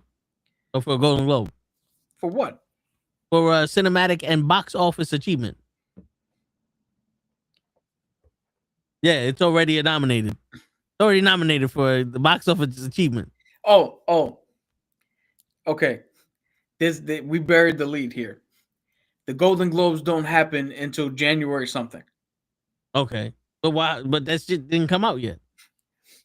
Yeah, but the last two made over $1 billion each. You don't think this one's gonna at least get close? That's what they're banking on. So the movies that are in this category are Avatar Fire and Ash, F1, K-pop Demon Hunter, Mission Impossible, Sinners, Weapons. Let me see if there's another. Oh, wait. Good. Wicked for Good. What? That's the name of the Wicked sequel. Okay. And Zootopia 2.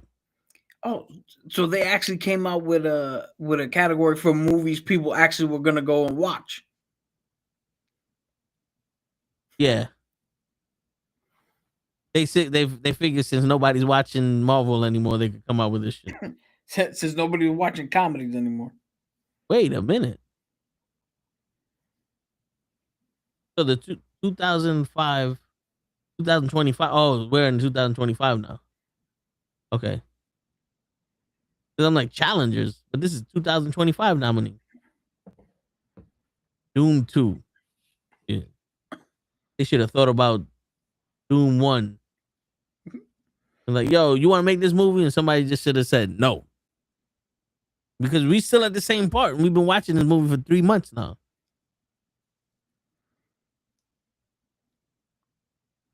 Yeah, it wasn't for me.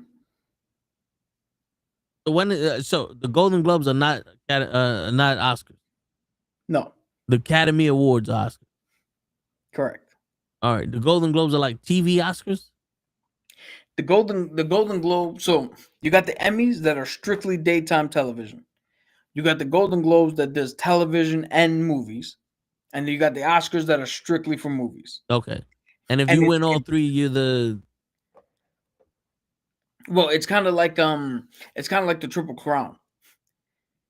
It's like if you're an actor, right, and you want to get to the Oscar, it'll do better for you if you win all the other shit leading up to it, because then you're the consensus favorite. Then they're more likely to go, well, clearly this dude is it, because everybody else has been voting for his ass. Yeah. And you're less likely to be like, and the Golden Globe goes to Leonardo DiCaprio, one battle after the next. And the Oscar goes to Remy LeBeau, Deadpool and Wolverine. Remember it.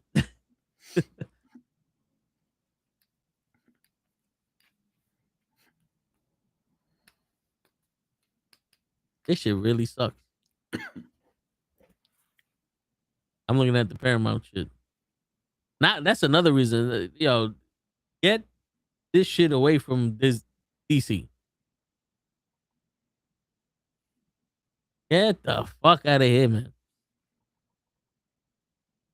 They got South Park? How many Centrals of Paramount? Yeah. I'm gonna read you. These are just a few of the movies. Because I'm not gonna let this go for right now. These are a few of the comedy movies that came out this year. Good Fortune, Begonia, Roofman, Bad Boys 2, Freakier Friday, Bad Guys Invited. too. Huh? Bad Guys too. What did I say? Bad Boys too. Yeah. I blow it too. Bad Guys 2. Lilo and Stitch, One of Them Days, Smurfs. One Novella Vogue is what you said. Dogman and Kind of Pregnant. At no point did you hear me mention half or Any of 3/4 of them. the movies that are fucking nominated. Yeah. I think Novella Vogue is the only one that I read here, and Begonia. Those are the only two that I read here that were on that list. Now, Yeah. because it's a musical, right? Because it's comedy and musical, right?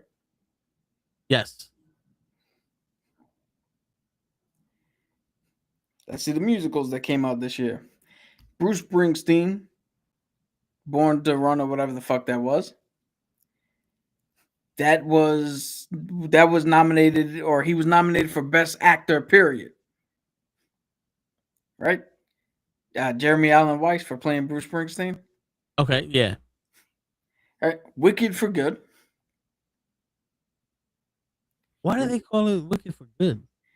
Because she became wicked for good. This is where she was cemented as the Wicked Witch. Wicked good, like forever. Yeah, She's wicked forever. Yeah, because she died in Wizard of Oz after that. Blue Moon. So apparently Blue Moon is a musical. And Snow White. Didn't Snow White come out 2 years ago? No, according to this, Snow White came out this year. In the beginning of the year?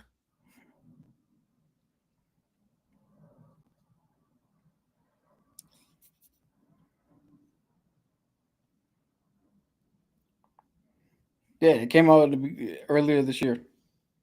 But of course, it wasn't going to be nominated because it was straight trash. Yeah. Yo, you know how bad that movie is? Do you know why she's called Snow White, man? Because she's fair as snow? No. She was born during a blizzard. So isn't that like not a... What is that shit when both words mean the same thing? Isn't that redundant?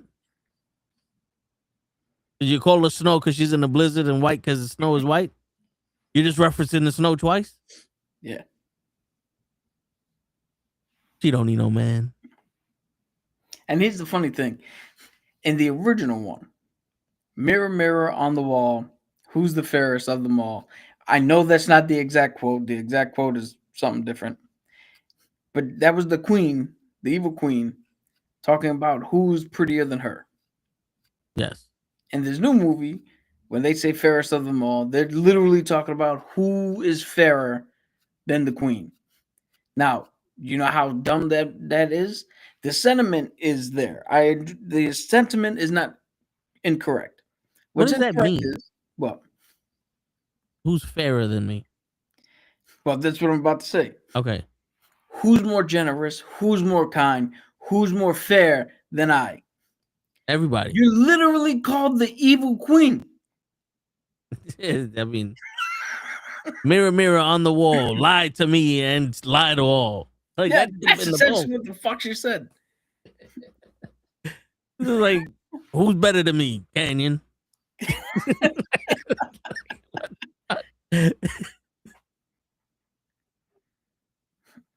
And again, the sentiment is not wrong, but that's like Jeffrey Dahmer go, hey, my man, who do you think you'd be safer with, me or the bear?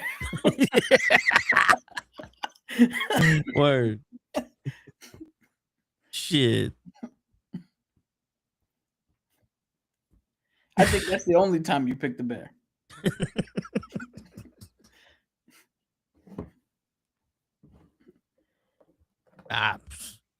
Boy. Yeah. Massacre that motherfucker. You massacre that motherfucker. I don't want no trial, just massacre. I need pain. No. And this is the only political thing I'll probably say. I need his soul to fucking disintegrate. You want anybody to be massacred? Put him on a boat from Venezuela that kind of gets close to maybe international waters in America.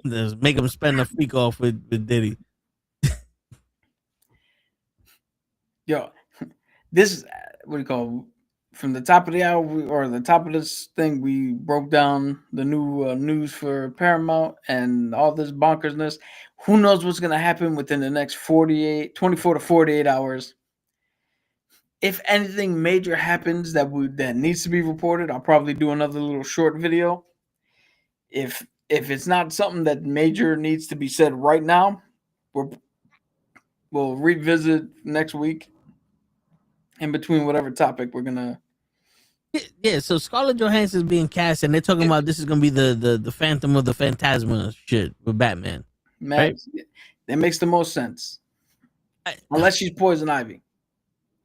Wait, all right. So the Phantasm was a woman? Yeah, you don't remember that Mask of the Phantasm? Bro, I tried to watch it like last year, 2 years ago, and I fell asleep. Dude, we went to the theater to see that. Right, we had a weekend where we went Mortal Kombat, Mask of the Phantasm, Street Fighter.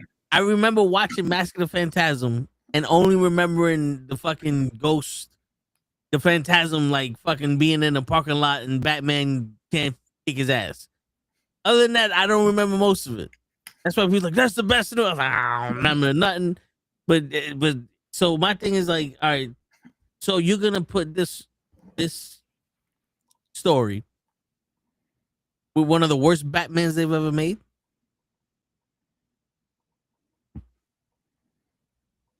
Remember, this Batman was supposed to. Let me get my shit together before I start freaking fuck up. He's on this list also. Because remember, they made a Law TV show, no one knew nothing about the Law. They made a Star Wars movie show, no one knew nothing about Star Wars.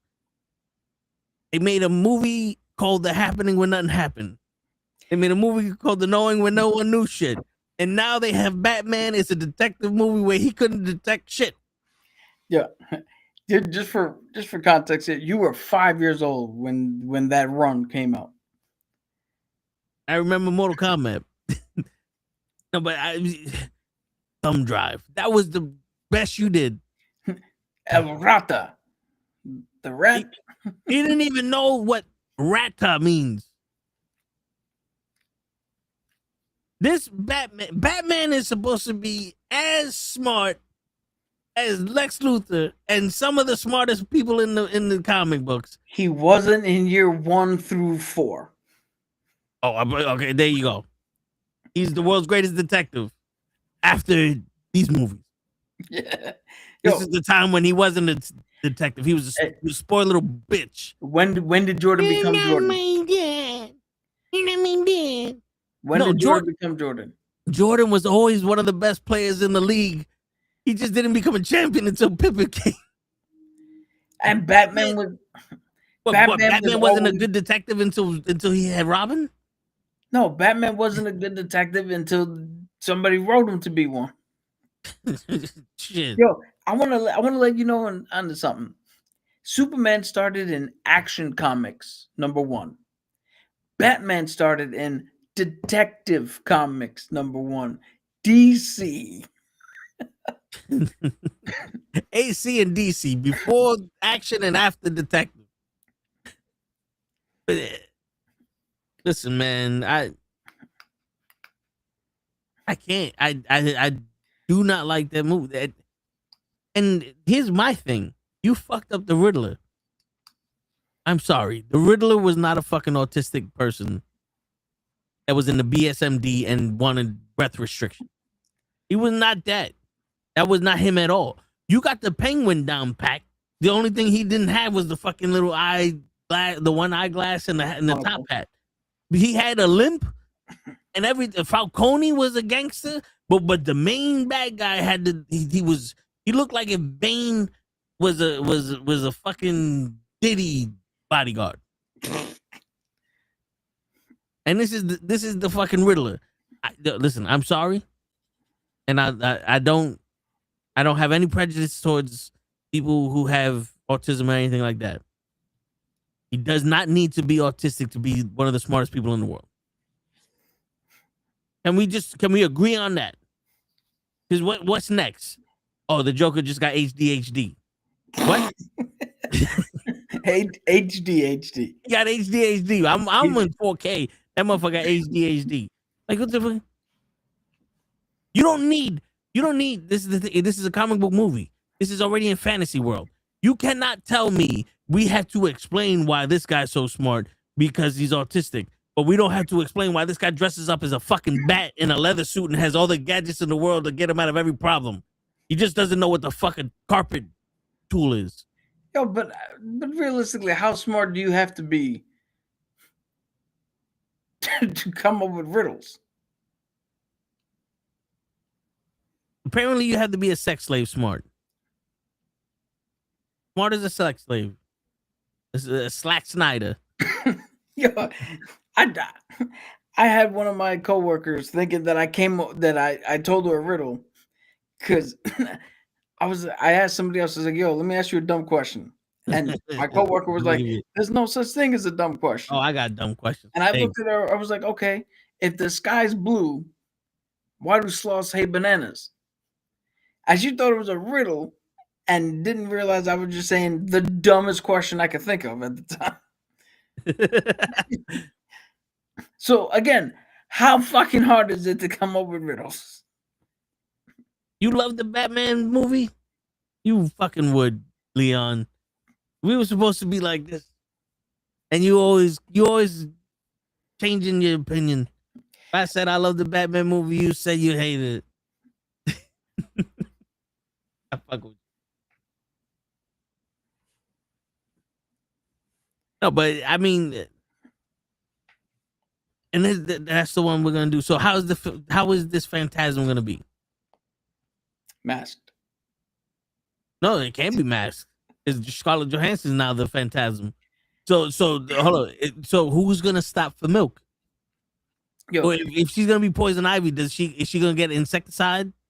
She gonna spray insecticide on everything? You know what's hilarious? If she is indeed being cast as the character who was the Phantasm, this is going to be a movie in which the biggest twist is not gonna fucking matter because we already know. It's like M. Night Shyamalan. We're gonna redo Signs. We know the twist. No, but the twist is he's gonna use his bat to swing at the water.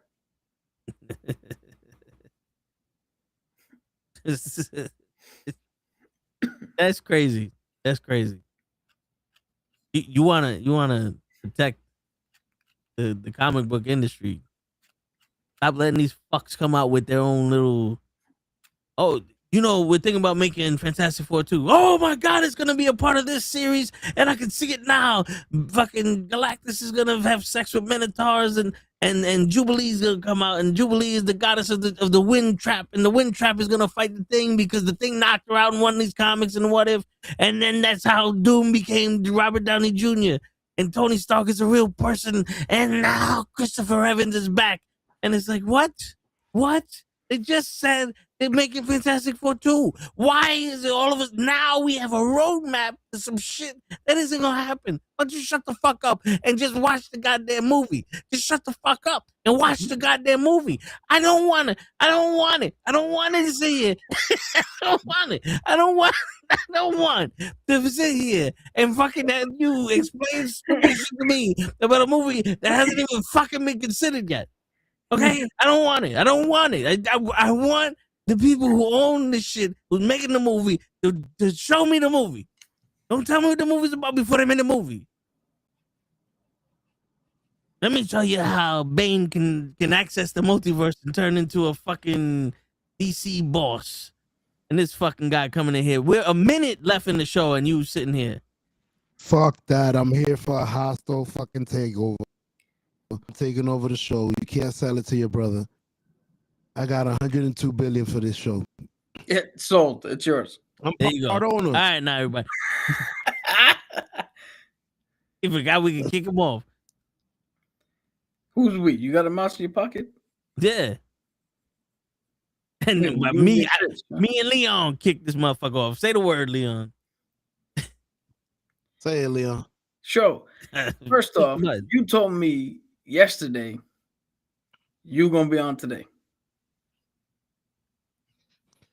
That is correct. I wanted to be on my setup. I ain't gonna lie. I wasn't driving my normal car, so I couldn't be on the. You wasn't driving what?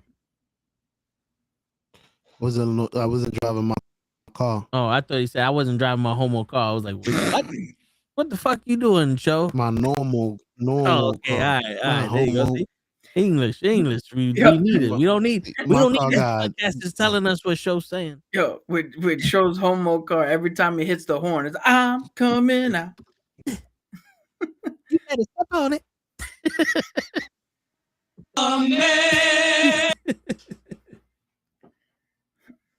Would you stop it? So, Show.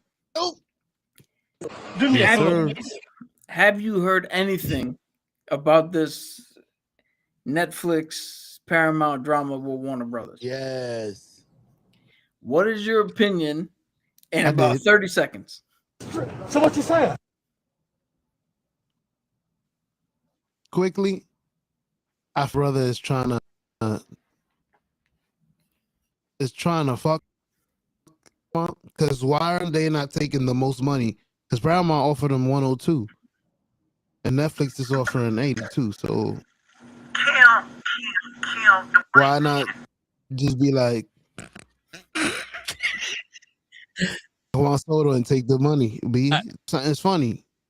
So Kat mentioned something to that effect where Netflix put in the contract already when they agreed to the first thing that if Warner Brothers backs out, they got to pay them $2.8 billion.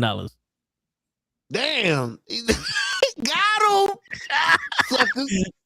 Nah, you good? Go ahead. Nah, y'all don't want it no more. Go ahead, you good? Bye. He was like, yo, that's like going out with a girl. Like, yo, if you stand me up, you don't give me no nana, or you eat some expensive shit on our date, you owe me 3 kids. That's Word. not what I said. First off, But that's what you meant. that is not what I meant. That's what you wanted to say. Nope. I said exactly what the fuck I wanted to say when I said it. Well, people didn't remember what the fuck you said, so that's what the fuck has happened. Got him. Yo, question. Well, do it live.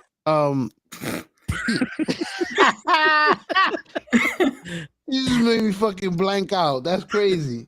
Question. Yo, that's hilarious. My bad. Yo, you knocked the fucking question, boop. Yo. Anyways, y'all can continue. That No, shit no, is all right. So gone. what I was talking about, they had Continue. It ends. We're done. $2.8 billion if they paid them, if they got out, and then the nah. That's what I was gonna say. I think that's a bullshit contract, though. I don't know. I don't think Warner Brothers lawyers is that terrible to sign something like that. No, typical what happens when there's mergers of any kind like that, there is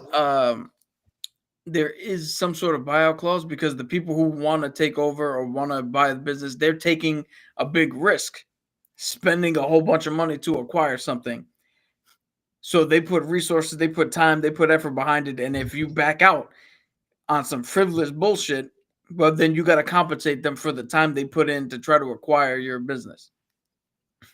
This is a standard thing. I'm gonna take the 107, give them the 2.8 billion. We still got 105. That's more than 87, suckers. Woo! Yeah. Man, I should be their lawyer. David Zaslav never really wanted to sell this shit to Paramount. I see. Man, I knew it's That's some what I'm bullshit. thinking is happening. Yo, have you seen Paramount Plus? I got it. Have you seen Nope. Paramount I Plus? don't. They ain't got shit. I was I telling ain't paying Cap, for like it. the only thing they got that's worthwhile is the UFC, and that's gonna start in January. So they trying to get their shit together, bro. We need that. Where they get the 107 billion? Because they haven't been selling shit. I don't know. So you missed the. It's a joint venture between Paramount, Skydance, John Ellison, the dude's father, another venture capital company, and $54 billion put together by a whole bunch of different banks. So if they do win this bid, there'll be $54 billion in debt to the banks for that part of the all cash buyout. That's what you missed. Listen, as the judge, I'll be like, fuck that. Netflix has 87 by themselves. You don't need your cousin. You don't need your baby mama. You don't need nobody. You got 87 right now? All right. Paramount, how much you got on your own? You don't even got 2? Nah, we good. These niggas just got numbers. They got people that they know to come and say, yeah, we with them. And then once they take over, then once they take over, they'll disappear, and it's only gonna be Paramount. We got them. Is this? Yo, maybe that's why Zaslav doesn't want to fucking do business with Paramount. Word. Well, then what? Is this gonna belong to 1,000 people? The 54 billion, the cousin over there, it belongs to everybody? No, so the controlling stake would belong to Paramount, and the debt would belong to Paramount, and the banks would just sit back and go, "Pay me my money." Where's my money? This is the setup. They just need to just say they with them, so they could take over. We promise we're gonna give you extra money. We're gonna make money off of what we're trying to get. Don't worry. We can't let this go. Give us 10 years to give you the 54 million. Well, let's see what happens, because it's not over until some very talented heavyset woman sings. That's what they say. If I'm Warner Brother, I want cash. Cash, 107. I don't want 53 in IOUs. Again, show. I wish you would watch the show at least, because Warner Brothers said they wanted an all cash buyout, and this is now 3 times. Paramount went, done. Here's all cash buyout, and Warner Brothers went, not you. Sit the fuck down. Ain't nobody talking to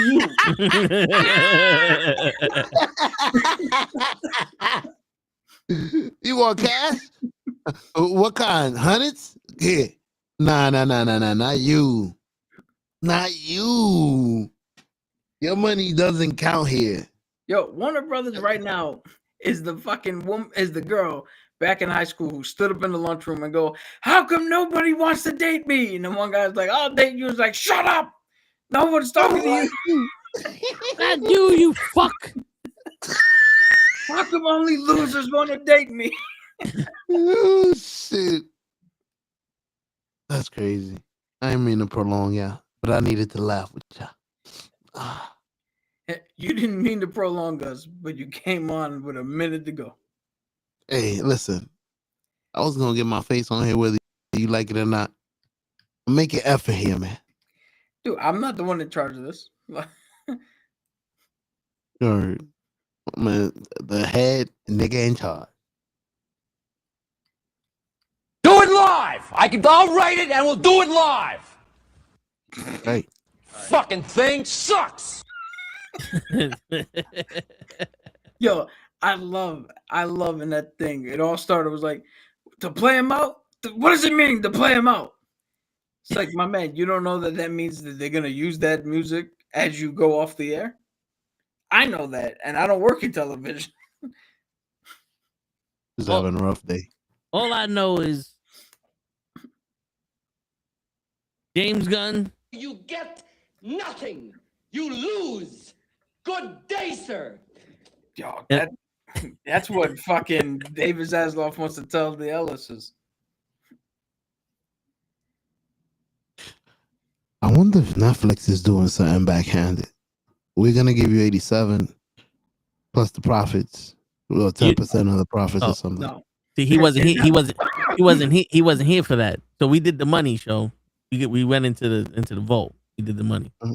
Now, Frankenstein is a movie that was released on Netflix. In the first 3 days, 29.7 people watched it. 29.7 million people watched it. That came out to $800 and something $million. Oh no, the 3 day total was 536 million. It would all right, yeah, 536 million. Final, right? Damn. The 5 day total. So what? So the next thing we did is what it would have made based on subscription prices. Yeah, subscription prices, right? So for the 5 day total, it was 69.7 billion people. 69.7 million people watched it the first 5 days of the first week, and based off of the subscription prices, that's $1.something billion. They made enough money to buy Warner Brothers just off of the viewership of fucking Frankenstein alone. Yeah, that's rough estimate, best guess math that we have with no actual numbers, because Netflix doesn't have to give actual numbers. They don't give a shit. And they said it was 1.25 billion minutes watched in the first full week that movie came out. And we did the math because it's 2.5 hours long. That means that movie has been watched 6.6 million times. You think we just sitting here looking pretty, so? Bro, I know some numbers. Where the fuck you got this written down? We are investigative journalists, show. Detectives, if you will. That's right. Rata. My question, detectives. How much would they stand to make? Huh? Well, so there's 120 million subscribers just on HBO alone. So if they integrate HBO into Netflix, if they integrate HBO into Netflix and they leave it a separate, let's say they leave it a separate app, and they have all those subscribers now, they just got 120 million subscribers added on to the fucking Netflix shit overnight. Now, How much is that? How much is the Netflix or the HBO Max thing? I think it's $15 a month. So $15 a month times how many did you said? 120? Yeah. That is. There you go. Oh no, it's $23 a month if you want premium 4K. 180 million. How much is that right there with just the number you first told me? $1.8 billion. 1.8 billion. There goes your recoup. They just made their money back immediately. Now wait, y'all thinking simple. I was gonna say, what happens when they decide to drop the next movie that's new and charge $12 for you to watch it at home instead of going to the movie theaters? They're gonna wait 3 weeks for it to be free on Netflix. No, but the new subscribers based on that, dude. Like, who knows what the number is going to be for that? Yeah, they got money. We gonna make money. We gonna be the new movie theaters, bro.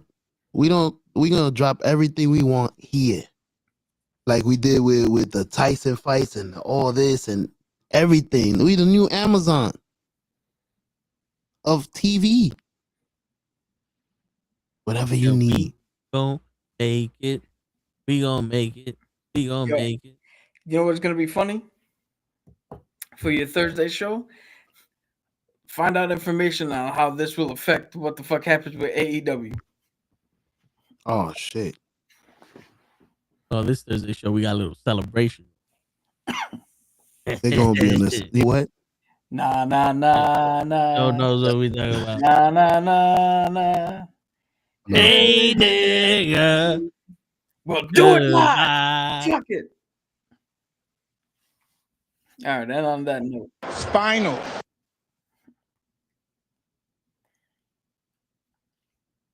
Yo, Vince McMahon would have never allowed this. As soon as they would have joined AEW with WWE, he would have been tight. What the fuck are you talking about? But go ahead, end it. I'm talking about for some reason, if any other company does something that he used to do, like if they hit any place that he hit, he automatically shuns them. Like I don't want to deal with y'all no more. No, but here's the difference, show. Netflix is buying HBO and Warner Brothers, right? So they are companies that own the rights to broadcast AEW and whatever, right? Netflix gave TKO $1.8 billion for the specific rights of Raw. Difference. If Netflix would have bought the WWE or was in the process of buying the WWE, and then they said, yo, we're going to get AEW also, then they would have been like, no. You ain't going to buy our competition. We're not having that. God. But they're buying the network that shows their competition. Netflix in turn, like, we already got wrestling. The fuck we need AEW for? And on top of that, remember, they're not buying the networks, are they? From what I understand, no, they're getting. Hold on. God damn it, Trey! I'm sorry. You're supposed to be asleep. I'm 110 years old, bro. Listen, and I'm older than you. Yeah, but you a night owl. I know. Who told you this? You work the night shift, motherfucker. You work. I sound like a whore. You work the night shift. Oh, see, I got toe reading at 12 o'clock, man. I can't believe this. Can't believe this.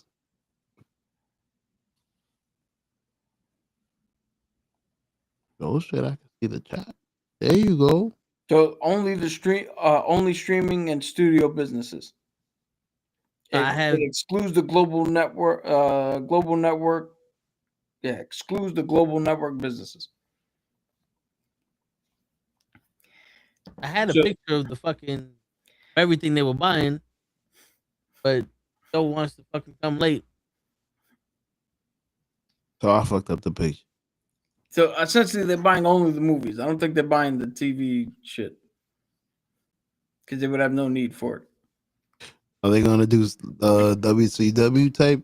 We only want this, and then later on end up with everything. Who knows? Who knows what this is going to push them to do with Paramount? But that's something we'll figure out when we get that information in, and we'll report it. And then show will come in 4 days later, and we'll say it again. I hold y'all late again. I apologize. Spinal. What the fuck is he saying there? Spinal. Final. Yeah, but he goes, "You have a back injury?" He goes, "Yeah, spinal." Oh, okay, Yeah. spinal. Who's saying that? Tyson. Yeah, I need my own fucking soundboard.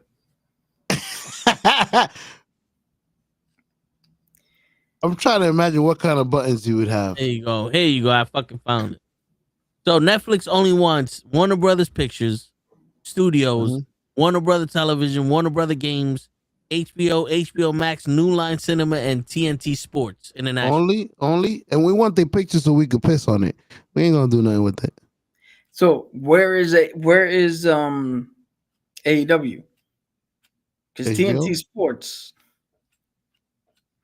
I think, is only like basketball, baseball, shit like that. That's funny. They only. That sounds like a lot. Okay, so AEW.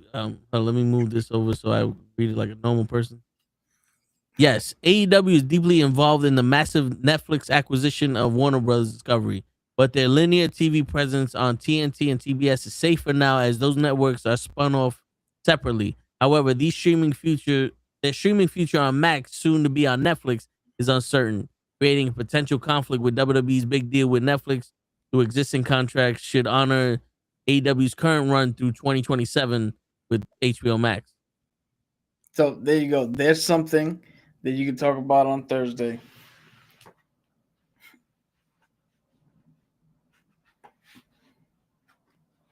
So they would be a part of the acquisition of HBO Max because the AEW streams on Max. But that would only be the streaming portion of it. The linear television. But AEW streams live all of their shows on Max. Okay. So Dynamite, Collision, and the pay-per-views, all of them are shown on Max Live. Maybe Netflix will go, yo, we'll keep it, and then you don't charge people for the pay-per-views. Tight. Any way that I don't have to pay extra for the pay-per-views, I'm down for. Good luck. You're welcome. There's a cup of coffee, man. Yeah. All right, everybody.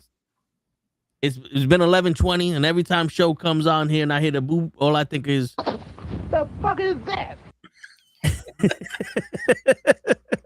and much like that dude, I gotta get out of this hick ass town. Word. And on that note, ladies and gentlemen, Like, what's up, danger? it's your friendly neighborhood knucklehead signing out. Peace, everybody. You know how they relate because that was from the Spider-Man. But wait, going on that. Bobby Boucher.